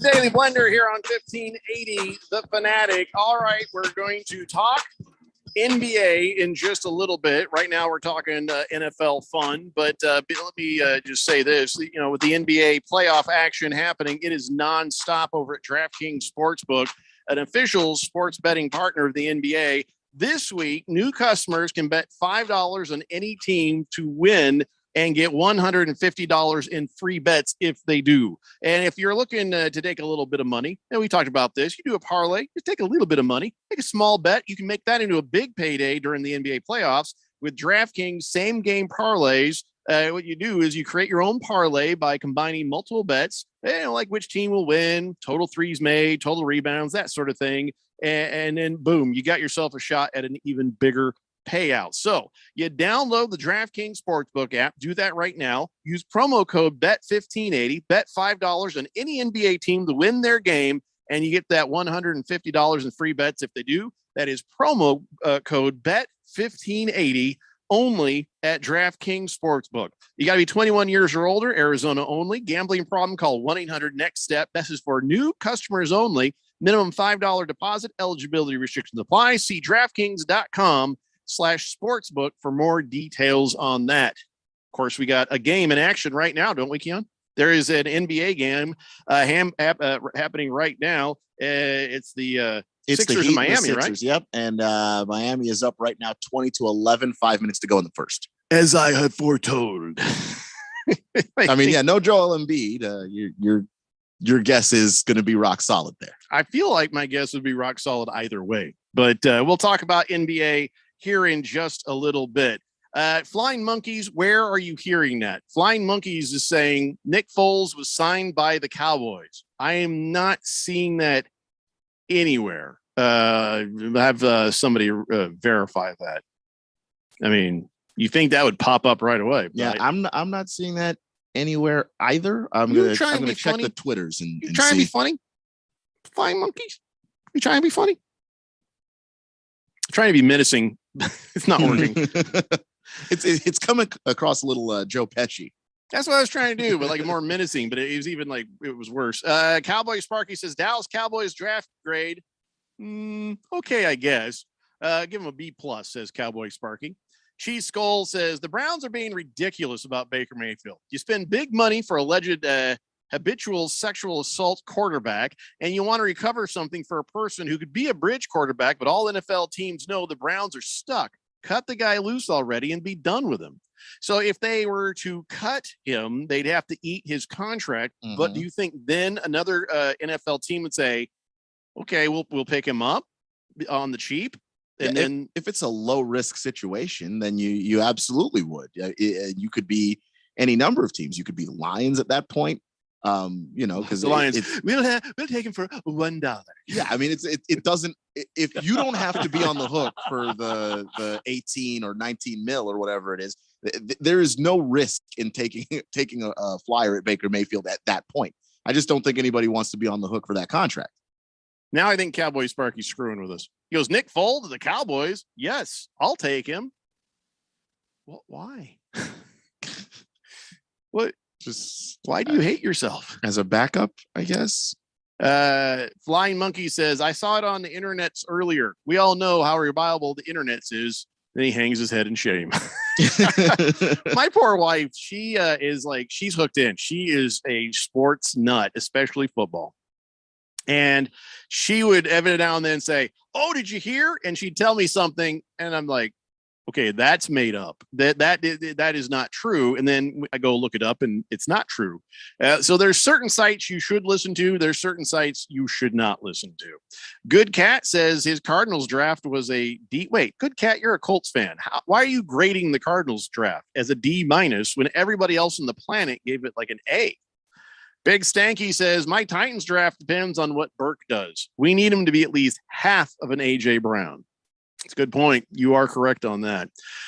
Moist One says Carolina got Matt Corral and Drew Lock had been working with Peyton Manning all off season, so I'm willing to give him a year. He's talking about with the Seahawks. Yeah, and with the Panthers getting Matt Corral, I like Matt Corral. I do. I just don't know if he's going to be ready year one to say that guy is going to be your starting quarterback and you expect him to be ready right away, elevate your team right away. I think he's going to need a year behind somebody. Hamilton Porter says the real question will be what happens to Baker's commercials when he moves teams. Well, they can go one of either way. One, realize he's a loser quarterback. Don't use him anymore. Or two, you do a whole thing where he's moving into the new stadium and getting insurance and all that stuff. And then we'll see what happens with the Heisman House commercials. Because like Marcus Mariota, Heisman Trophy winner. And then one day Marcus Mariota was never seen in the Heisman House ever again. Why is that? I don't know. Like he just went from being a starter to a backup and suddenly he was no longer welcome. Yeah. He just wasn't in the commercials anymore. No explanation. Starters only. The Jet says, hey, gentlemen, I'd seen on the internet that DeAndre Hopkins is suspended for 6 games. Is there any truth to this? I think I might have seen it on Facebook. Yes. Yeah, I'm sorry, Jet. And this one, it is true. That is absolutely the truth. Can we just move on? True statement. And we don't have all the details yet. We haven't heard from DeAndre Hopkins, I don't think. We'll let you know when it happens. Baby Got Dak is giving her Cowboys an F- for their draft. Really? Wow. Now I didn't think the Cowboys had a great draft, but it's not an F-. You might want to hold that until you hear her other text. Keon, Jack with you today. Keon, I'm pretty sure the only body part that Carson Wentz hasn't broken yet is his ass, but I'm pretty sure an ass-splosion is coming to Washington team this season. Ass-splosion? Yeah, keep in mind, Cowboys and the Commandos are they're kind of rivals. Yeah. So. I can still acknowledge that your draft isn't an F. I think she just made up a new word. Ass-splosion. That's yours, Baby Got Dak. Well done. Ass-splosion. I just had an ass-splosion. That's going to get used by me the next time I have Chipotle or something. Yeah. I know. But my guess would be don't look and see if that domain name's available. You'll find something you probably don't want to find. Just let that one go. How would you know that, Keon? It's just a guess. Just a solid, educated guess. Keon's got a dark side, Randy. No. Have you been on the dark web, Keon? He's got a very dark side. No, I haven't. You go on the dark web in the early morning hours when nobody else is awake. Do you search out like ass-splosion, things like that? Now you listen here. That is between me and my internet service provider. Uh-huh. Well, as far as they get you into the dark web, right? Ass-splosion. The more you say it, might get him a t-shirt that says "Explosion." Yeah, Washington Commandos. Explosion, or get you a Washington Commandos jersey. Explosion is the name on the back. Name on the back. There we have a big zero on the front that now looks like a balloon knot if you think about it. Could be. Number one Rattlers fan says our quarterback threw 4 interceptions and we still won by 14. What does that tell you? That you play in the indoor football league? Kiss the Cook says, yes, Nick Foles to my Cowboys. Is this actually coming out somewhere? I have not seen it anywhere. I just looked. I didn't see anything. Keon hasn't seen anything. So no. Is this like a Bleacher Report kind of thing or something? No. I searched that. No. I just haven't seen it. I haven't seen it on. I Googled it, couldn't find anything. Didn't see it on the Twitters. I do see that the NFL says Hugh Jackson is full of crap.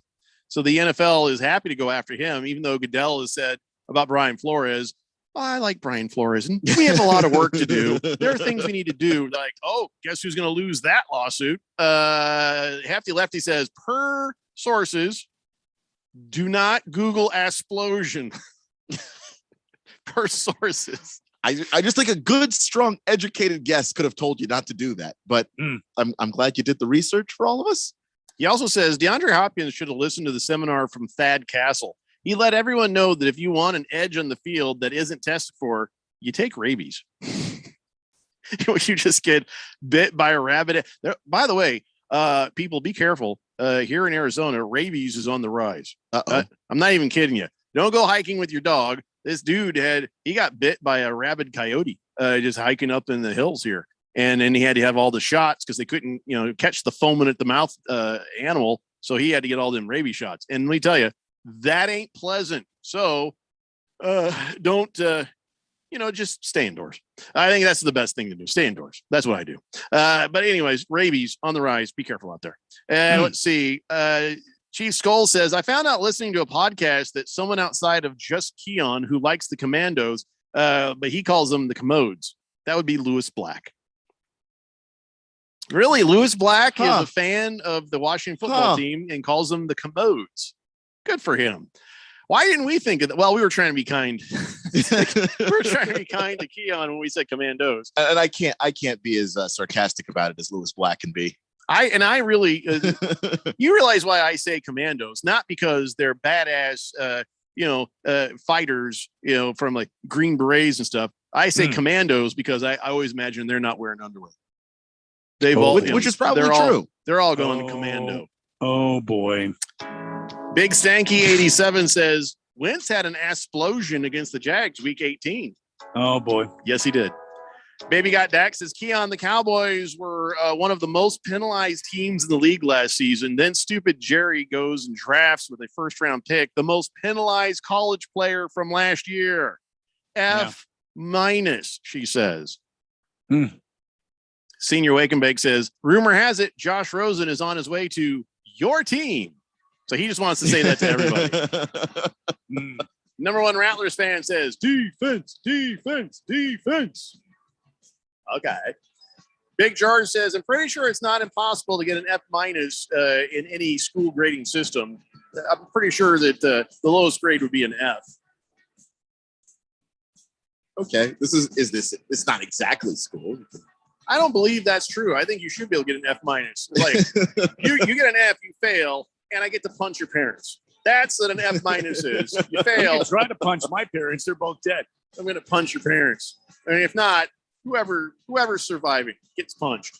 That's what an F- is. You fail, and someone's getting punched. I mean, maybe even a student. Fish Tank says, Asplosion is actually a hot sauce. No. Okay, you got to prove that. All right, hour 3 of the Daily Blender is up next, 1580 The Fanatic. We're not Googling it. This is Dale Hellestray from my friends at Constructors Bonding. If you need bonds, you can put your trust in Arizona's industry leader for the best service, rates, terms, and capacity anywhere. Constructors Bonding is the #1 rider with 14 sureties and will improve your bond program. Call Dave McKee today to learn how Constructors Bonding will perform for you. 602-432-5929. That's 602-432-5929 or visit cbialliance.com. If you're rolling over your 401k to an IRA soon, but not sure if you want to go all in on this crazy market, here's what many retiring professionals are doing. How about a safe and secure IRA offering a contractually guaranteed 10% income bonus that grows 7% annually guaranteed? Your income can double in 10 years. Meanwhile, neither your principal nor your retirement income is ever subjected to a market downturn. Even if the market crashes by 50%, you get the 10% bonus. Your income keeps growing at 7%, and your principal may grow without losses uncapped. You go up with the index, never down, forward, never back. Get a 10% income bonus with a 7% contractually guaranteed growth rate. I compare over 1,200 annuities with a fiduciary duty and can help you retire and stay retired. Guarantees rely on the financial strength of the insurer, so compare with leading annuity authority Steve Jurich now. Visit IQannuity.com, IQannuity.com, IQannuity.com. Hey everybody, Mark Asher, back to tell you about my great friends over at the Lund Mortgage Team. Are you seeing what is going on in the home buying market right now? Unbelievable. Not enough inventory, and there is a ton of demand. Some of these homes are getting 30, 40, 50 offers on them. How are you going to stand out? How are you going to differentiate yourself from the other buyers who are in line? I have a way. Use the Lund Mortgage Team. Lund Mortgage Team is locally owned and operated with over 20 years of experience right here in the Valley. They have a great reputation, and it is a trustworthy pre-approval. And on top of that, they are quick. That's one of the things. You got to come equipped and be ready to buy. So what you need to do is make that first phone call to 623-875-9940. That's 623-875-9940. Get that pre-approval going and then get yourself ready to go buy that home of your dreams. Go online, lundmortgageteam.com, or call 623-875-9940. Contractors, listen up. This is Bruce Jacobs. Are you missing out on jobs due to lack of bonding? When your current bonding holds you back, call Arizona's #1 bond managers at Constructors Bonding. They have the market relationships and expertise to take you where you want to go, serving all types of contractors of any size and license in all states. When you need better bonding, call Dave McKee at Constructors Bonding, 602-432-5929, or visit cbialliance.com. KQFN Tempe, also transmitting on K25CD Phoenix at 99.3 FM and K2.4 Rolling Hills at 95.9 FM. It's time for the third hour. All right, people, settle down because it's time. Time for what? Showtime. When does it start? Right now. 3, 2, 1. Let's get on with the show. Let's do it.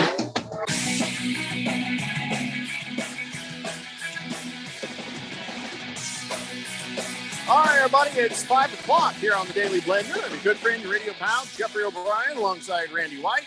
Got Keon Rose in the control room, and you guys are on the Fanatic text line, 888-368-1580, as we broadcast live in the Harman Solar Studio in Scottsdale. Fish Tank has proven it. My Google search has also proven it that Asplosion is indeed a hot sauce. You can get it at hotsauce.com. And on the Scoville heat units, it's between 50,000 and 250,000. I don't know what that's compared to, but it shows it a 3-flame on the hot scale. So sort of a medium hot, spicy feel. Okay. Well, whatever the case, that is a for real thing. Here I thought, yeah, I'm sure that Baby Got Dak didn't know that there was an actual hot sauce called Asplosion. But sorry, you do not get to coin the phrase Baby Got Dak. Somebody else has done it. Sorry Cowboys about that. Yeah. Sparky says, "Good Lord, Asplosion. Is it supposed to do that?" No, it's not. It's not supposed to do that. Eat you some of that hot sauce, and it's just gonna. Hefty Lefty says, "I haven't had it, but I have seen it in a hot sauce store back in Omaha." All right, listen, we got to talk some NBA. We've gone too long not talking about the Phoenix Suns tonight at 7 p.m. against the Dallas Mavericks. Yeah. So an old pal of the show goes by the name Espo. I saw him put a tweet out, and on said tweet, he said, "Oh, look at all these guys giving the Suns props. All these guys from Espen, Suns in 6, Suns in 7, Suns in 6, Suns in 7, Suns in 5." Okay, it's not respect if you give the Mavericks that long a series against the Suns. Suns in 5 more likely. To think that the Dallas Mavericks are going to be able to play at the levels of the Suns is sort of insulting, not respectful. To say Suns in 6 or 7, the Mavericks, they listen, Luka Doncic is the entire team. He leads them in points. He leads them in rebounds. He leads them in assists. If he's not on the court, there's no game, basically. And you got Mikal Bridges is going to be working hard against Doncic tonight. And you got Chris Paul, DeAndre Ayton, and Devin Booker all out there ready to go. I mean, do you think I'm wrong? Am I being too simple about this? So, Keon, what would you give it? How many games do you see the Suns, if you had to make a prediction, winning this 5, 6, 7? What do you got? 5. They beat the Mavs all the time. This is not a good matchup for Dallas. Like where the Pelicans were not only scrappy and really good, that there were some things that they could do to disrupt the Suns. And of course, Willie Green coached here, so he has, knowledge of how the Suns operate and things that they like to do. Where Dallas, outside of Luka and maybe Jalen Brunson, I'm going to start to give him some respect for the way that he played in that first round when Luka didn't play in the first 2 games. And even when Luka came back, Jalen Brunson has been really, really good. That's it. There's just a bunch of people you've never heard of on this team. And unless you want me to believe that Maxi Damn Kleber is going to start going off, I don't see it. He went off a little bit against Utah. Right. Against Utah, where outside of Rudy Gobert, who's really defending the perimeter, that's not going to happen in this series. So congratulations, Mavericks. You beat the Mormons. And now we'd like to introduce you to the Phoenix Suns. Now, I'm going to take it out on the Dallas Mavericks. But still, do you agree with me that the ESPN has done nothing but insult the Phoenix Suns by saying 6 or 7 games? Anybody who says 7-game series, I mean, you're basing all that on the Pelicans. The Pelicans, we've already discussed, and people at a major sports network, is what we call them, should know better that the Pelicans went into the playoffs with a different team that lost a lot of games in the regular season. That's not the same team the Phoenix Suns ended up facing. Towards the end of the season, you got to take into consideration what the Pelicans became before they got to meet the Suns. Had they had Zion, that's 7 games easy, and who knows how that would have turned out. But back to reality, back to this moment. The Phoenix Suns, to say 7 games against the Mavericks, that's insulting. Am I right? Is that insulting? It is. The Mavs and the Suns, are not playing the same kind of basketball, where the Suns, when they're playing their best basketball, everything starts with Chris Paul, but the ball can go anywhere. And we've seen DeAndre Ayton take over games. We've seen Devin Booker, prior to his injury, take over games. Chris Paul ended that series taking over the game. Mikal Bridges had big games. It can go anywhere on this team, where outside of Luka, they don't really have the number of options that they can kill you with. If you look at any team that we consider to be a contender this season, there are multiple avenues that teams can use to score. I mean, the Sixers, when they're healthy, they have multiple avenues. The Celtics have multiple avenues. The Bucks do. The Warriors do. That's not true about this Mavs team. And honestly, it's actually one of the weaknesses that they focus with Luka so much, because Luka's a very talented player, but he dominates the ball so much that we didn't notice that Jalen Brunson was actually a decent basketball player until Luka got hurt. That is actually a downside to having a guy that talented and that ball dominant. And I don't see how this series goes 7 games, barring an injury. Hey, did anybody order some Haterade? Randy, did you order Haterade? No, not me. Keon, did you order the Haterade? I didn't, no. Well, for whatever reason, Donnie is still delivering it. Yeah, he says, Suns fans being overconfident. That never happens. This isn't even about overconfident. Overconfident was saying Suns in 4 against the Pelicans. That was before we were like, holy crap, this team is for real. And we figured out they were for real like the first game. Okay. This is not overconfident. This is a proper assessment of the Suns versus the Mavericks. The only hope the Mavericks would have would be if Devin Booker decided to sit out to nurse his hammy a little longer. Then they might win a game. Yeah. Maybe. The Suns have been whooping the Mavs this entire season. I have no idea why that ought to change right now. And it's the same team. It's not like the Pelicans, who were a different team earlier in the season than they were later. Well, so they met them 3 times. The Mavericks are 0-3 versus the Suns this season. First game was 106-98. Second game was 112-104. And the third game was 109-101. And I think the third game, that was back in January, and I don't think Luka was playing in that game. So the Suns just need to go out, pay attention to what they're doing, play their game, walk through the Mavericks, and move on to the damn conference finals. And I'm not sold on Jason Kidd as a head coach either. He's really good as a wife beater. That's something you need to understand about him. That is he's true. He's accomplised in that department. That's true. What we need to stay away from is Luka Doncic and his newfound gaining fouls by acting stupid. He's flopperific is what you're saying. Oh, he's flopperific. Yeah, definitely. Lost Toby says, Suns in 6. I just tuned in. Sure, y'all talked about it, but refs from the Warriors game yesterday all need to be banished. We're going to talk about the ejection of Draymond Green and the things that you did see in that game. I wouldn't complain too much because Warriors did win. No word that that Draymond Green would ever get suspended for anything on that. Well, I mean, would he? He wouldn't get suspended for that, right?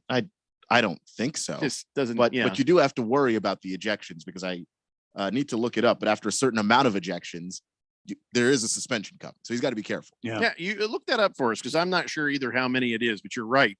They do that in both post and regular season. So anyway, the Phoenix Suns tonight, the over under is 215. Randy, what do you say? Over or under? I say over. I think the Suns come out and establish dominance tonight. I think they score a lot of points, and I think that's the way it's going to go. Money line is minus 250 for the Suns. So I wouldn't even mess with that. Seriously. And the spread is 5.5. That's where you find something, you know, if you want to go for a little bit in that department. But if everything is okay, then we'll walk in the park on the Mavericks. And then it's just the Warriors who are coming, because there's no way the Grizzlies are going to take the Warriors out in this, not with everything the Warriors have coming at you. I think they're in for a tougher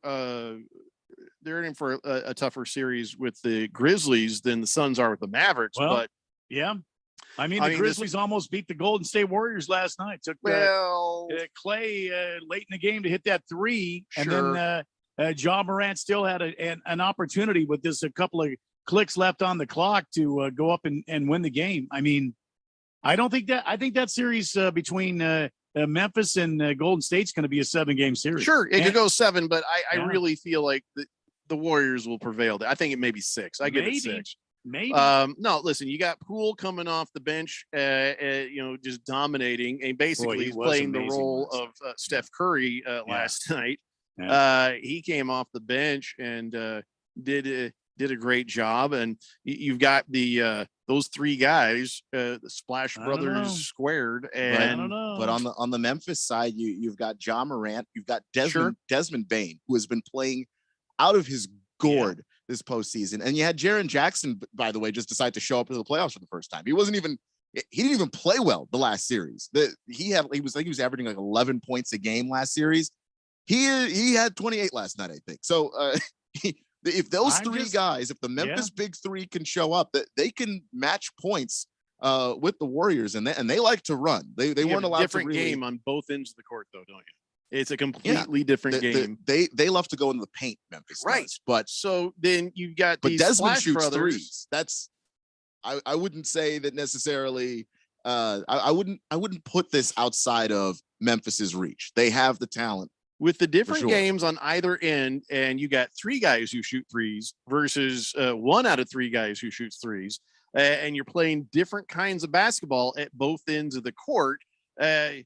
You got to give the edge to the Golden State Warriors with everything clicking. But I'll give it to you. Doing well in the paint versus failing at the 3, you could see a game get out of control in favor of the Grizzlies as well. Because it looked like the Warriors were going to put them away, and then the shots kind of stopped falling a little bit for Golden State. And I think that's going to be the way this series goes, where the higher percentage shot is going to keep Memphis hanging around. And I don't think that the Warriors want that. I wouldn't. My criticism has always been for any team or any player, when the threes aren't falling, get a damn 2. Just go in there, get a layup, get the points, because you will start shooting yourself into a hole. You'll brick. Klay Thompson looking at you. Brick. Now suddenly it's a 10-point swing in the other direction. And you just got to try to hit some more threes. You can live and die by a 3, but if you diversify your shot portfolio, you will maybe not find yourself in so much damn trouble. So let's get over to the Draymond Green situation real fast. I watched this and I did not see that. How do you make that a flagrant? Somebody explain to me how that was a flagrant. Well, what my understanding is, he made contact with him in the air and grabbed onto him and pulled him, right, which could have been a very serious injury. And he also helped him to the ground, meaning he helped prevent him from getting that. He did. However, if that guy lands awkwardly, he could have blown his ankle out. He could have blown his knee out. I think there's some serious consideration here. Maybe it's not a flagrant 2. Yeah, I think the flagrant 2 is where it went too far. But it was certainly a flagrant foul, in my opinion. And I'm not a referee, but when I saw back in our day, it was a regular foul. Well, when I saw the play and I saw the guy going up and Draymond Green was still on the ground and got him by the jersey and pulled him down, to me that's a flagrant.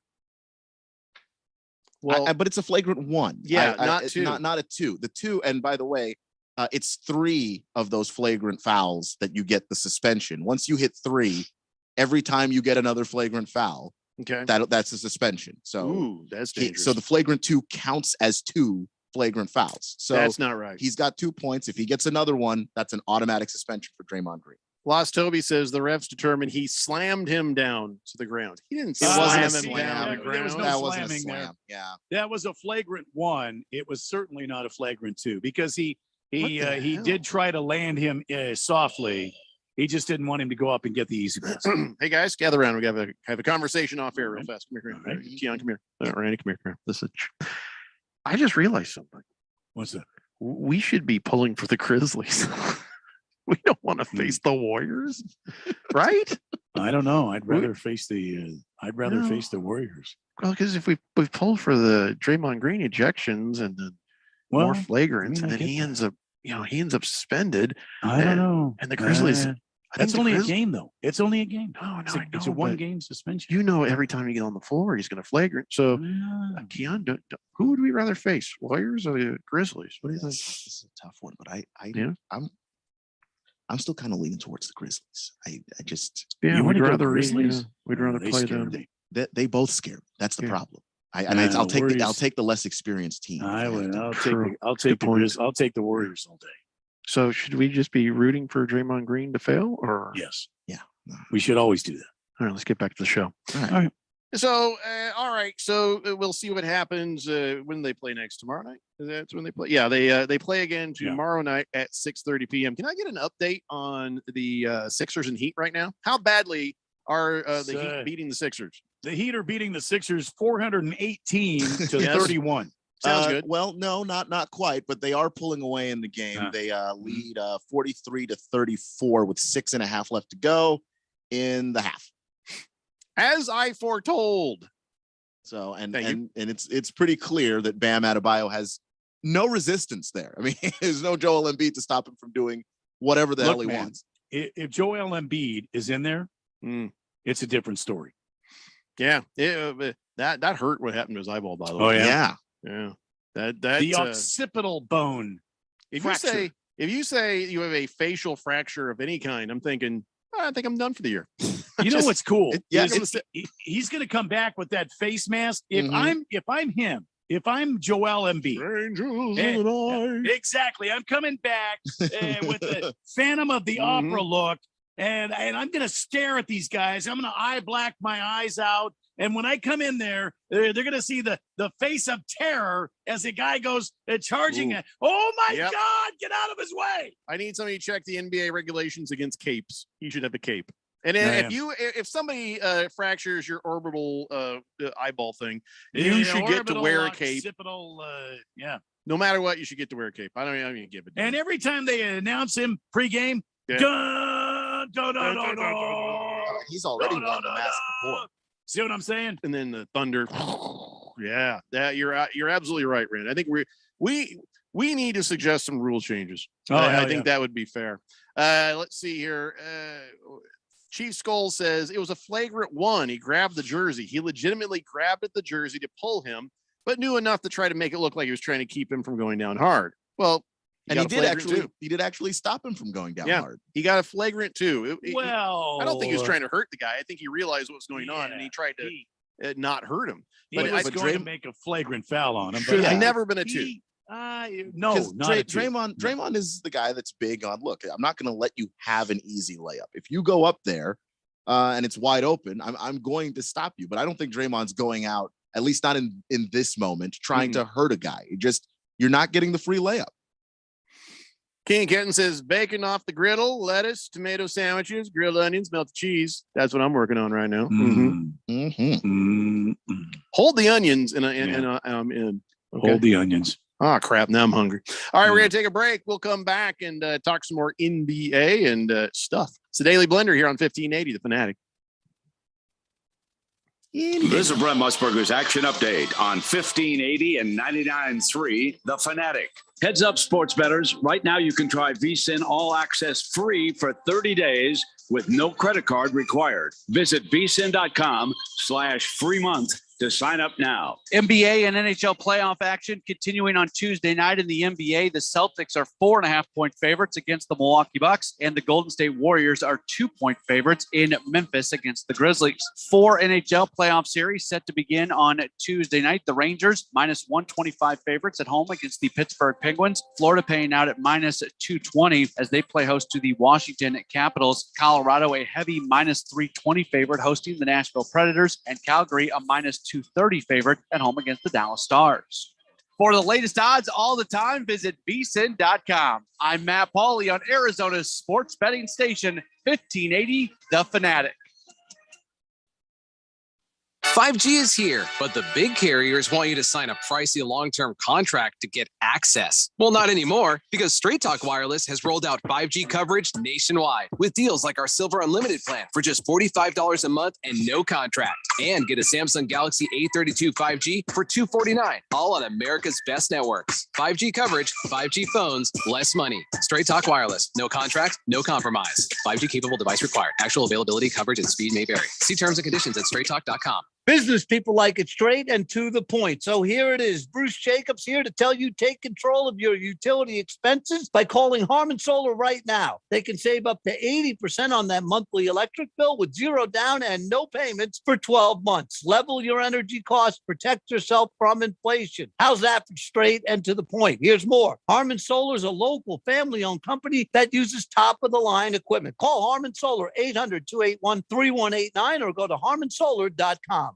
What if I told you there's a wealth management firm that offers a 100% satisfaction guarantee? Think it doesn't exist? Think again. Hi, I'm Mo Ansari, president of Compact Asset Management. When you start a new relationship with Compact, we'll create your customized investment portfolio and financial plan dedicated to help you reach your goals. Try us out for a year. If you're not happy for any reason, you'll get all of the management and maintenance fee that you paid refunded. This is our 100% satisfaction guarantee. Dial pound 250 on your cell phone and use the keyword talk to Mo to find out more. Again, from your cell phone, dial pound 250, keyword talk to Mo. Satisfaction guarantee doesn't apply to fees and commissions charged by third parties for such things as insurance products or mutual fund redemptions. It also doesn't apply to any market losses which might occur in an account. For additional information regarding this guarantee, please see the disclosure brochure available at the time you enroll or upon request. Compact Asset Management is a registered investment advisor. Funds custodian, Fidelity Institutional Wealth Services, member FINRA SIPC.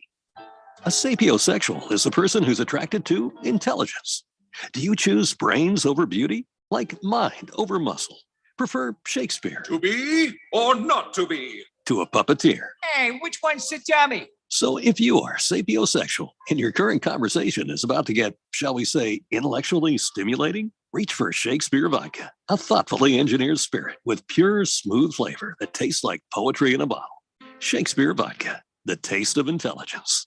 1580 and 99.3 The Fanatic is your exclusive home for the six-time world champion Indoor Football League's Arizona Rattlers. All right, listen up. Tune in to The Fanatic for all the fast-paced, hard-hitting action. Listen as the Rattlers work toward the playoffs and their seventh world championship in team history. Let's keep it going. Arizona Rattlers football, exclusively on 1580 and 99.3 The Fanatic and at 1580thefanatic.com.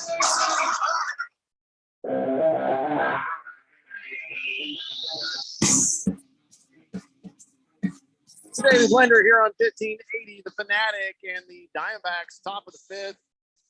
Yes, 4-0. Beating the Marlins. Nicely done, boys.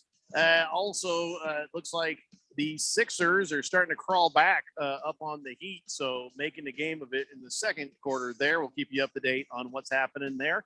Right now, let's get caught up on the text line. Lots of people with lots to say. 888-368-1580. Mr. Pink Eye says, how many beers did Keon win for his mock draft? 2. Since it's 2, we should be Dos Equis. What do you say to that?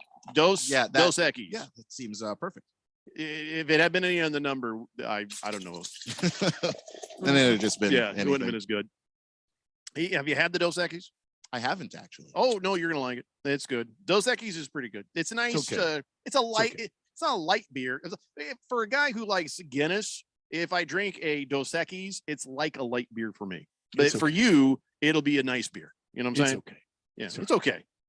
That's it. No, it's not just okay. It's pretty good. It's actually not okay. I might enjoy it then. Do you like a Heineken? I do like Heineken. Yeah, you like it. You like a Dos Equis. Like a little Heine? Okay. You like a little Heine for you? You like a Heine? See what I did there? I saw what you did there. Yeah. I support you. Boomer Sooner, thanks you for your earlier singing of the Boomer.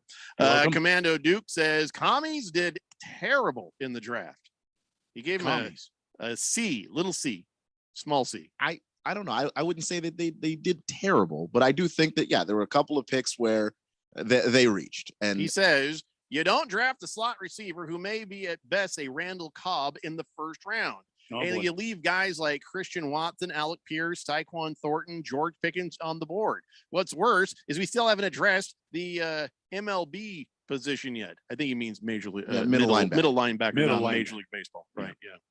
Yeah. Well, they didn't get to pick where they wanted to get a linebacker. They needed to get a defensive tackle. That to me was a priority, because when they brought in Carson Wentz, they had to cut Matt Ioannidis, defensive tackle, and they weren't able to re-sign Tim Settle, defensive tackle. So they had to go out and get one, and they kind of reached for Fedarian Mathis, and so that's why. And I think that Jahan Dotson, in any other draft, would have been considered a top tier wide receiver, and I did have him in at least in my evaluation in that tier 1 group of guys, near the bottom, but in that tier 1 group of guys. So I think that they took him right where they should have. So Commando Duke, so you really are a Commandos fan? Wow, we found one. That's awesome. Yeah. Or are you just criticizing? Either way, you know what? Still appreciate it. Good Cat says, I'm a fan of both. My grade is solely on the fact that he picked up a tight end when that was the one room he didn't need any players on. Okay, I'm not. I see. Oh, he's a fan of the Cardinals and the Colts, and that's why he gave the Cardinals a D-. How do you pass on a guy like is it McDaniel? Is that McBride. the kid's name? Yeah, McBride. How do you pass on if he's on the board and you got Max Williams and you got Eagles boy Ertz, Zach Ertz out there? How do you pass on a great tight end like that? I don't understand. I mean, completely and incredibly productive in college. And again, you have a guy, people are complaining about the size of Hollywood Brown and the size of some of these receivers in this receiver core. Yeah, here is a big, tall weapon. Yeah, he's big for Kyler to throw to. I don't need to help out, but let me also say this: we're ailing in the tight end position for the Colts. Doyle retired, and Mullah Ali Cox. So you have Ertz, but it's good to have a solid backup for Ertz because he's long in the tooth. We got Max Williams, another young guy that got hurt, and he was sidelined the rest of the season last year. Yep.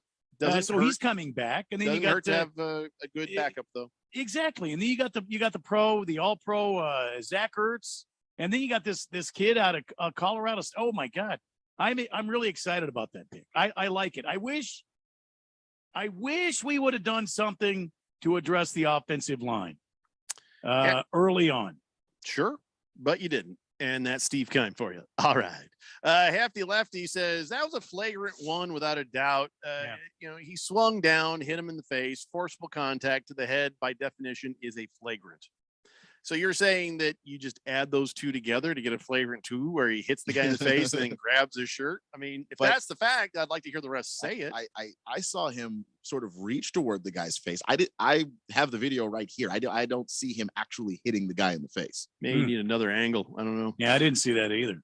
Ookla says, hey, Radio Pal, maybe Clay needs to talk to Mo, High, Keon, and Randy. Howdy. Yeah. Hey, Ookla. Dick Whiskers. Dick Whiskers says, do you guys think the Suns will have the rebounding edge in this series against the Mavericks? You know what? Luka Doncic, he averages 9 a game. So I don't know. I mean, I've lost faith in DeAndre Ayton's rebounding a little bit. Well, on the offensive board. Yes, offensive board. Yeah. And that might be by Monty Williams' design as soon as just everybody get back. Everybody get back. I like rather just give up on that rebound and have everybody in place for the next possession. Yeah. Don't get caught. caught. Everybody but DeAndre.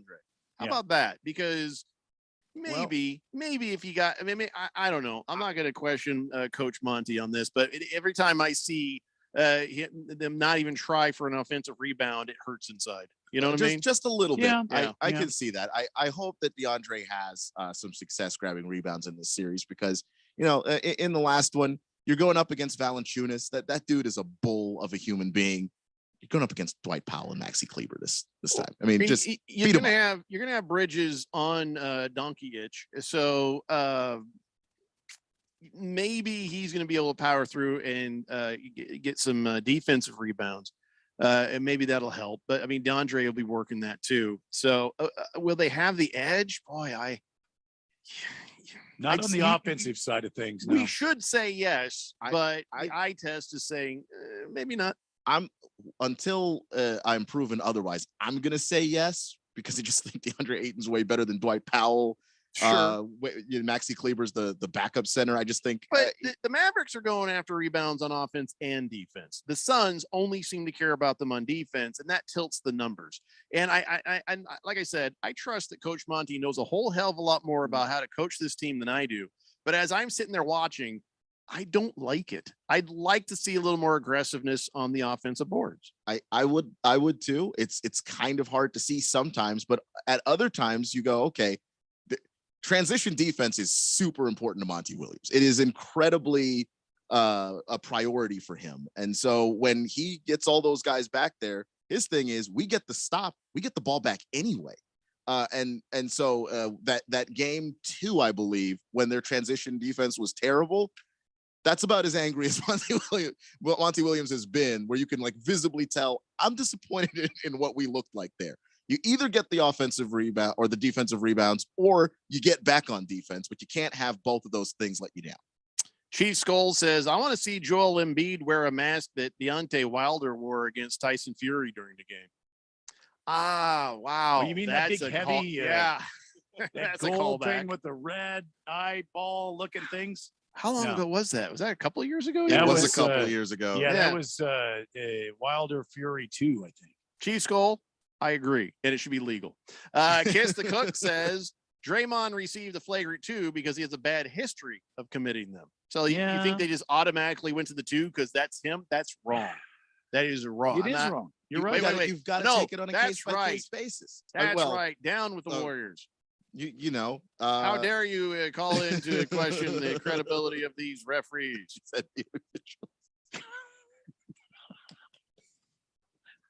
Couldn't say it with a straight face. I just down with the Warriors. Yeah.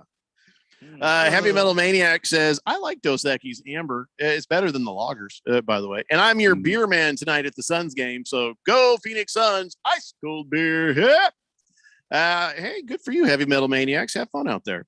Do you get to watch the game much while you're selling the beer? I mean, you can't help but watch some, right?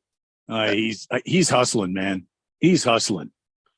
King of Kittens. And those beer guys work hard, man. They're up and down those stairs. Yeah, but come on. I mean, his thighs. You can multitask. His Take a thighs little must peek when be you're going from one second absolutely amazing. No, Randy. I mean, eyes up here where the beer is. Eyes up here where the beer is. Turn off Can the you music. imagine him in a pair of wow, he turned it up. No bike shorts? Wow. Eyes up here. Eyes up here where the beer is. Don't eyes Sorry, up here. what? Don't look at his thighs. That's Okay. He's more than a piece of meat, Randy. I'm with you. Sorry. King Kittens also has the Dos Equis ready to go. He's got the regular and the lager. So there you go. Lost Toby says, I find it ironic that DeAndre Hopkins took steroids, but wouldn't get the vaccine. I mean, if you're just going to worry about health risks, I mean, That's a really better than good point right there, if you ask me. He also says Pacifico is greater than Dos Equis. Really? You know, I don't know if I've had Pacifico. I'm gonna have to ask my wife about that. Get us some Pacifico up in here. Ukla says the Colts are hurting in most positions, and I think my Texans gave them a run for second place. Colts are hurting. Where? Just it's Ukla. Pat him on the head. Just what position are the Colts hurting at? Really none. He's a delusional. I mean, they got Texan better on fan. defense, and they I know got better on offense. He's going to be mad because he thinks I hate the Texans. I don't hate the Texans, but the Texans are actually hurting everywhere. I respect Ukla the mock, but I mean, how can you after that? Where do you draw this conclusion? The Colts are not good. He's delusional. I think he hasn't found out yet that J.J. Watt has left the team. You know what I'm saying? Wow. Yeah.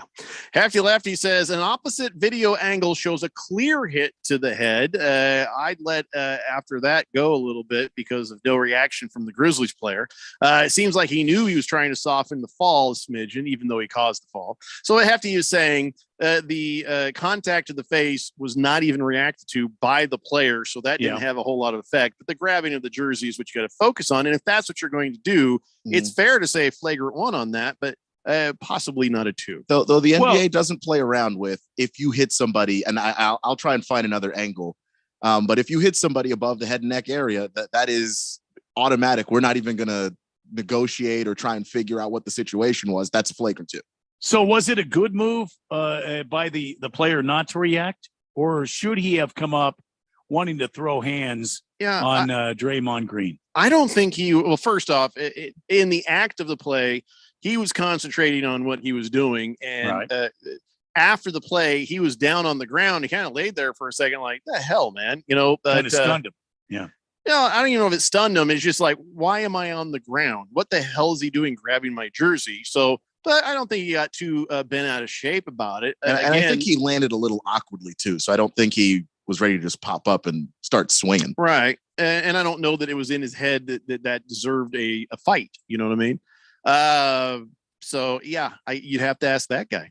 Heavy Metal Maniac says, I ain't got time to watch a game. I'm too busy selling beer. It is fun to be in the environment, but I see very little of the game, which is fine because I know the outcome. I beat the traffic out. We leave that to the third quarter. We leave after the third quarter is over. Why don't you just hang around and watch the rest of the game, though, Heavy Metal Maniacs? So if you finish selling your beer when the third quarter is done, you could stay, couldn't you? I mean, like if it was a really good game, if it was close and intense, I'm not going to tell you how to live your life.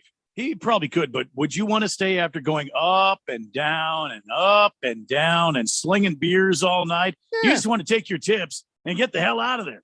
Or just find an empty seat and enjoy the rest of the game. I don't know. No, I don't know. Like I said, it's his life, not mine. You're good for you, Heavy Metal Maniacs. Make that money. King of Kenton says Sunday is Mother's Day, guys. That's right. Don't forget, guys. Remember, tomorrow, get your Mother's Day cards. Get them in the mail by Wednesday. Mom deserves a card in the mail. I don't have to say this is true. Yeah, Randy's mom is dead. My mom's dead. Where is she buried? She's out at Cave Creek, out at that veterans place that out there. Yeah. You're gonna put some flowers on her grave or something? Hell no. You could do that. Are you kidding me? No. Why not? No. Come on. Huh? Are you kidding me, man? You want to email her? I mean, I don't know what you're email her. She's dead. Well, I just, I thought maybe you'd want to pay your respects. Oh, come on. Why not? Come on. I paid my respects already. Just come on. Done. Yeah, what kind? She's not there. It's just her ashes. Her ashes are laying out there. Why do I want to go stand and look at a headstone? Oh, Mom, I wish you were here. Yeah, she's not there. What are you going to do? What are you going to? You going to raise a glass at least on Sunday? To your I mom? might say something on the Instagram and put my hand over my heart and say, Mom, thinking of you. I am too on the gram. I'm on the gram. How do you think I know it's called the gram? I'm on there, kind of. Are we friends on there? I don't know, but I'm on the gram. That's where I do a lot of my work. When I'm on the gram, I'm doing work. Do you think the gram is another term for the toilet? Maybe. We got to take a break.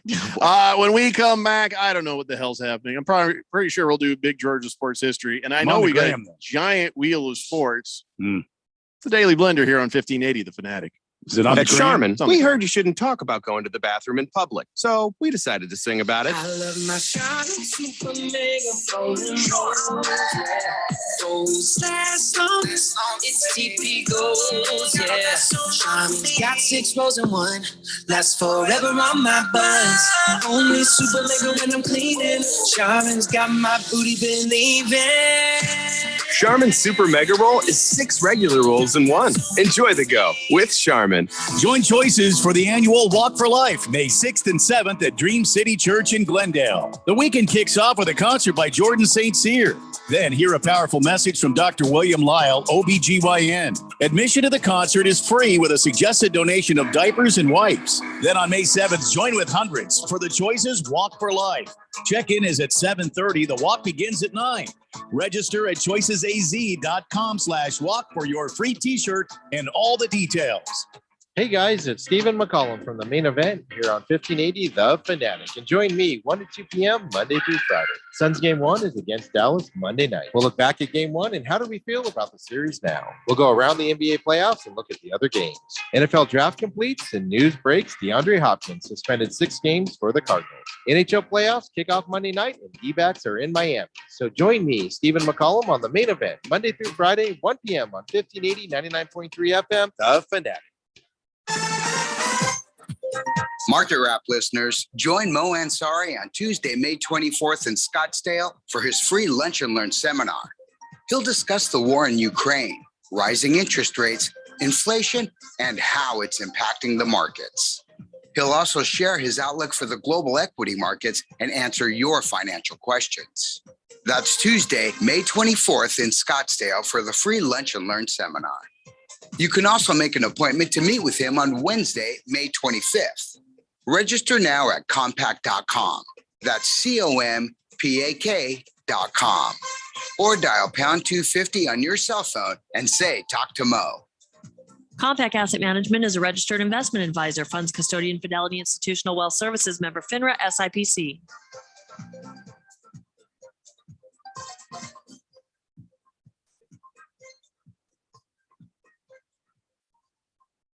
Did you know that Constructors Bonding has been Arizona's leader in surety management for over 40 years?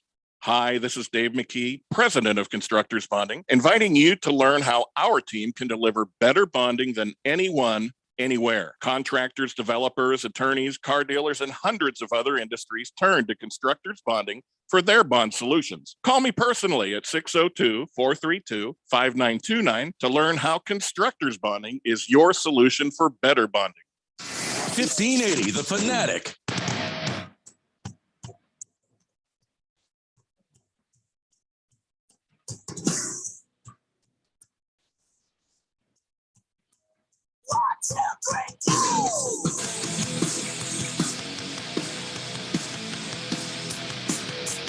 Well, it is playoff time here in the Valley, and the playoffs are into the second round. The Suns will be taking on the Mavericks tonight. You can make every game feel like Game 7 on FanDuel Sportsbook, an official partner of the NBA throughout the playoffs. All customers can place a no-sweat same-game parlay each week. You'll get up to $20 in free bets if you don't win. So there's your insurance right there. FanDuel, many different ways for you to play. And best of all, when you do win, you'll get paid faster than a Phoenix Suns fast break. New to FanDuel, just download the FanDuel Sportsbook app and sign up with promo code Randy1580 to get your first bet risk-free up to $1,000. Once again, that's promo code Randy1580. I'm taking the Phoenix Suns, and I'm going to go the over on the point total tonight because I think it's going to be a pretty good game. It is the playoffs. I'm going to take DeAndre Ayton to get more than 10 rebounds, and I'm going to give CP3 more than 10 assists. There's my same game parlay. If you want to double up on that, you can just go to the FanDuel Sportsbook and sign up if you don't have the app with promo code Randy1580, or if you already have the account, you're all set to bet, no sweat. Either way, you'll get up to $20 in free bets if your same game parlay during the playoffs doesn't win. FanDuel Sportsbook, an official partner of the NBA. 21 or older, present in Arizona. Refund issued as non-withdrawable free bets that expire 7 days after you get them. Max free bet, $20 per week. Restrictions apply. See full terms at sportsbook.fanduel.com. If you have a gambling problem, please call 1-800-NEXT-STEP or text NEXT STEP to 53342. Jeffco. All right, so Randy, I got to call B as in B, S as in S on right. you doing your On work on Instagram. And unless doing your work on Instagram, I do my work on Instagram. Means stalking everyone else, because I see there's a picture of you and your lovely daughter from 9 weeks ago. You haven't posted anything for 9 weeks. Before on that, the gram? For that, it was 45 weeks ago that you posted a picture of a cigar. And then before that, another 48 on weeks the gram? Where you posted some picture that had lights on it for some reason. So, What are yeah, you talking about? on the gram, you ain't done crap. So, you know, I don't know what gives there, pal. Let me You're look stalking here. people on the gram, but you ain't posting nothing on the gram. Oh, yeah, that's back when I had a beard, huh? Yeah, Mhm. look at that. How about that? That's how long ago it's been. It's a nice cigar. That's an Oliva Master Blend there. Yeah, it's all fine and good, but then 65 weeks since that picture, then 49 weeks. Then I don't put a lot of pictures up. 100 weeks. So then I do what a lot work of are you doing? There ain't no networking. work. You ain't doing nothing. I do a lot of networking on the gram. You ain't doing nothing. Networking. You're doing nothing. Yeah, you just wanted to say the gram so you'd sound cool. The gram. Yeah. Well, I mean, that's true. Back in the 80s, I am pretty hip. Bruce Kelly did a gram to try to be hip on radio. Well, now you're just talking about. Yeah, that was sort of like I don't know what you're snorting a talking gram. about. I'm not snorting anything. I'm on the gram. See, Keon knows when I say the gram, Keon knows what the gram is. Right, Keon? I do. See? Keon follows me. You know what you just did there? You made Instagram Facebook, old man. And that's why Facebook bought Instagram. Because that's the next place where all us old people will be, and the young people are off to something else by now. What's the new thing now? Keon, what's the latest? I don't think you can ask me that. I am on Twitter too much, and that's basically where I live. That's where the sports people I think is Twitter. On Twitter? You know? Yeah. So we're on Well, Twitter. that's where the angry individuals are. On Which is Twitter. mostly sports people. Yeah. Most sports people are a little angry. Yeah. Yeah. How many Angry people are little really trolls. happy? Unless you are winning everything, you've got some anger. You know what I'm saying? Not everybody wins everything all the time. You know, so yeah, a lot of people on sports are angry. The Jet says, I normally take a nap after I sling a bunch of beer and go up and down, up and down, up and down. I don't understand what that. Up and down the damn stairs, up and down the whole night, up and down. I feel like carrying that's the beers not what around, the Jet slinging means by beers that. all night. That's $25. There you go, Jack. And by the end of the night, they're like, just get me the hell out. Here is your 12 damn Coors Lights. Give me the money. I'm out of here. That's the way it is. I think Slinging beers. the up and down he's talking about too much beer, and you're not going up and down anything. Ookla says that must be the funniest thing I've heard. Thanks, Randy. Well, that I don't remember. You're what that welcome. was. It was 10 You know minutes what ago. that lights is? That light right there that you were looking at on my gram account. That's short for the Instagram. That's the race tree. Miss Kim made the race tree. That is only lit. A racist tree? No, it's a race tree. Oh. It's only lit one time a year, and that's on Memorial Day weekend when I have breakfast in Monaco. All right. I have lunch at Indy, and then I have dinner in Charlotte. The biggest damn race day of the entire year. Race tree is lit on that day alone. Somebody follow Randy on Instagram so he has to stop talking about it. Radio Randy 777 is on in Instagram too. Follow me at your own pleasure. Kiss the Cook says, if I was heavy metal, my last call beer of the night would be sold to myself, and I'd sit down and watch that game. Senior Wake and Bake says, Jeffrey, can I change my name to Your Highness? No, you're Senior Wake and Bake. Let's see. Screaming Eagle says, hello, guys. Go Suns. You're here, Screaming Eagle. Lost Toby says, got to follow Real Cesar Torres 10 on the gram, too, you know. What? I think that's Lost Toby. Yeah. So he just wanted to plug himself there. And he says, my mom also faked her death, so stop talking to me. My mom didn't fake her death. She's dead. She's dead as a doornail. Yeah. I witnessed the whole thing. I held her hand as she entered the pearly gates and left the surly bonds of this great earth and entered the pearly gates. I held her hand. So she's dead. Yeah. Well, Lost Toby's mom, evidently not dead. Faked her death. Hefty Lefty. Yes, sir. Why? King Kitten says Twitter is news and sports and angry politics. But he says, yeah, so that's how that works. Fubar 1000, haven't heard from you in a while, says, hey, Blender Bros, sorry I haven't participated in the greatest show on earth lately, so I just wanted to say hi and go ASU. Howdy. So you don't know, Keon, he didn't really say go ASU. Gotcha. He said All the right. other thing, which I refuse to say, and he knows better. Even though he hasn't texted in for a while. That's okay, man. We're here for you. You guys don't owe us nothing. We're here for you. So I was telling somebody this the other day. Sometimes, life gets in the way and people can't text in, or sometimes life gets in the way and you can't even listen. Always remember, we're here for you. It's not the other way around. You don't owe us any, note from your doctor. You owe us no explanation. We are here for you. You got the podcast you can listen to anytime you want. But hey, whatever life does, we will be here when you get back. Unless we get fired. And at which case, sorry, you knew it was going to happen eventually. Can I just say something real fast before we do the next thing? Sure. Yeah. What the hell was Doc Rivers doing leaving Joel Embiid in that game? He didn't need to. The Raptors never got closer than 18. In that quarter. So why didn't he just go ahead and let him rest? Because he's Doc Rivers. Because he makes incredibly bad short-term decisions, and that was one of them. Like, no team in NBA history has ever, with 7 minutes left to go in the fourth quarter, 21 up by going 20, into the fourth. has ever blown that lead and lost that game in a closeout game. And the record is something like 1,400 and something. I don't remember the exact number of the stat. No team's ever lost that. And Doc Rivers just wanted to be so sure that he was going to close out that game for his legacy, not thinking about your star players' health and well-being.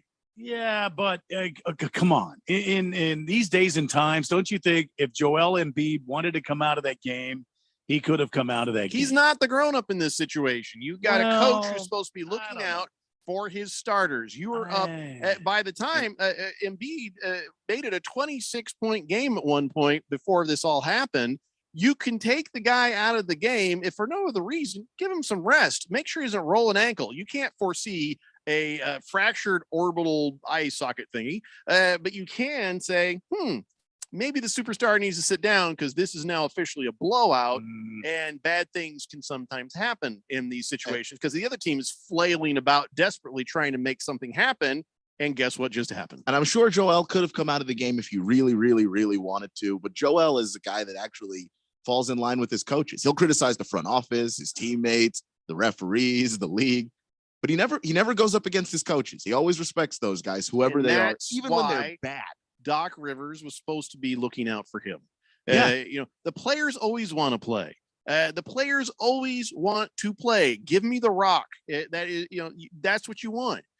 Doc Rivers is watching what's going on and needed to say, okay, you've done your job. Come on out. Let's get some of these bench guys out there to take this thing home. So we're intact going into the next thing. But no, Doc Rivers selfishly looking out for his own legacy. Mr. I can't get past the first round of any playoffs to make sure that people would stop bringing that up to him so he can say, look, I just did it. You just sacrificed Joel Embiid's face and possibly the next round of the playoffs.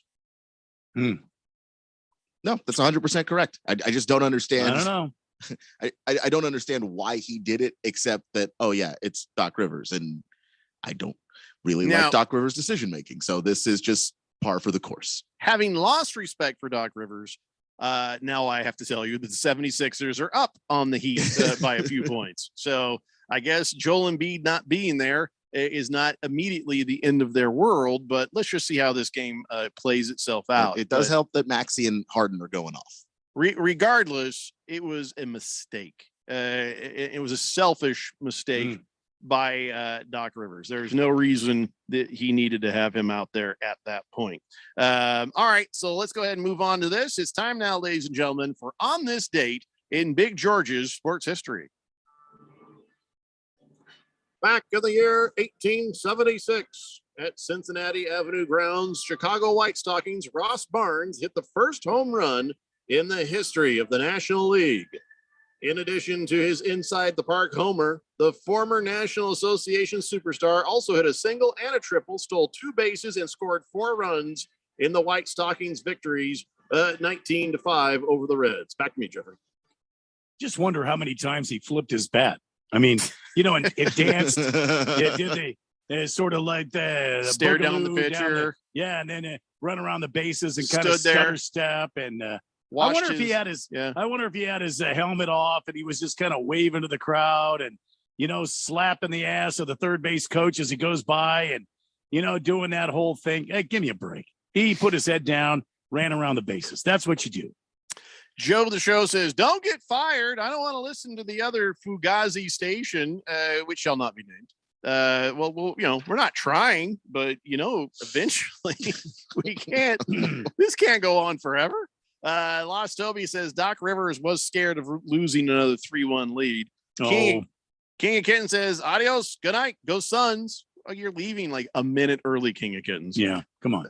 All right, so let's go ahead and spin the wheel of sports. Let's see what comes up next. I got a giant wheel of sports. It's so much good stuff. All right, so remember we talked about there'd be a Black Friday game the day after Thanksgiving? Yeah. It ain't happening this year, so they will not be scheduling a game on Black Friday this year. I guess there's a lot of issues with why it's a mess. I won't go into it. Good deals might be the only thing that trumps football in America. Yeah. Well, and what are they going to do? They'll do it in 2023. They are going to still do it, just not this year. Schedule is going to be crazy. Spin the wheel, Randy. All right.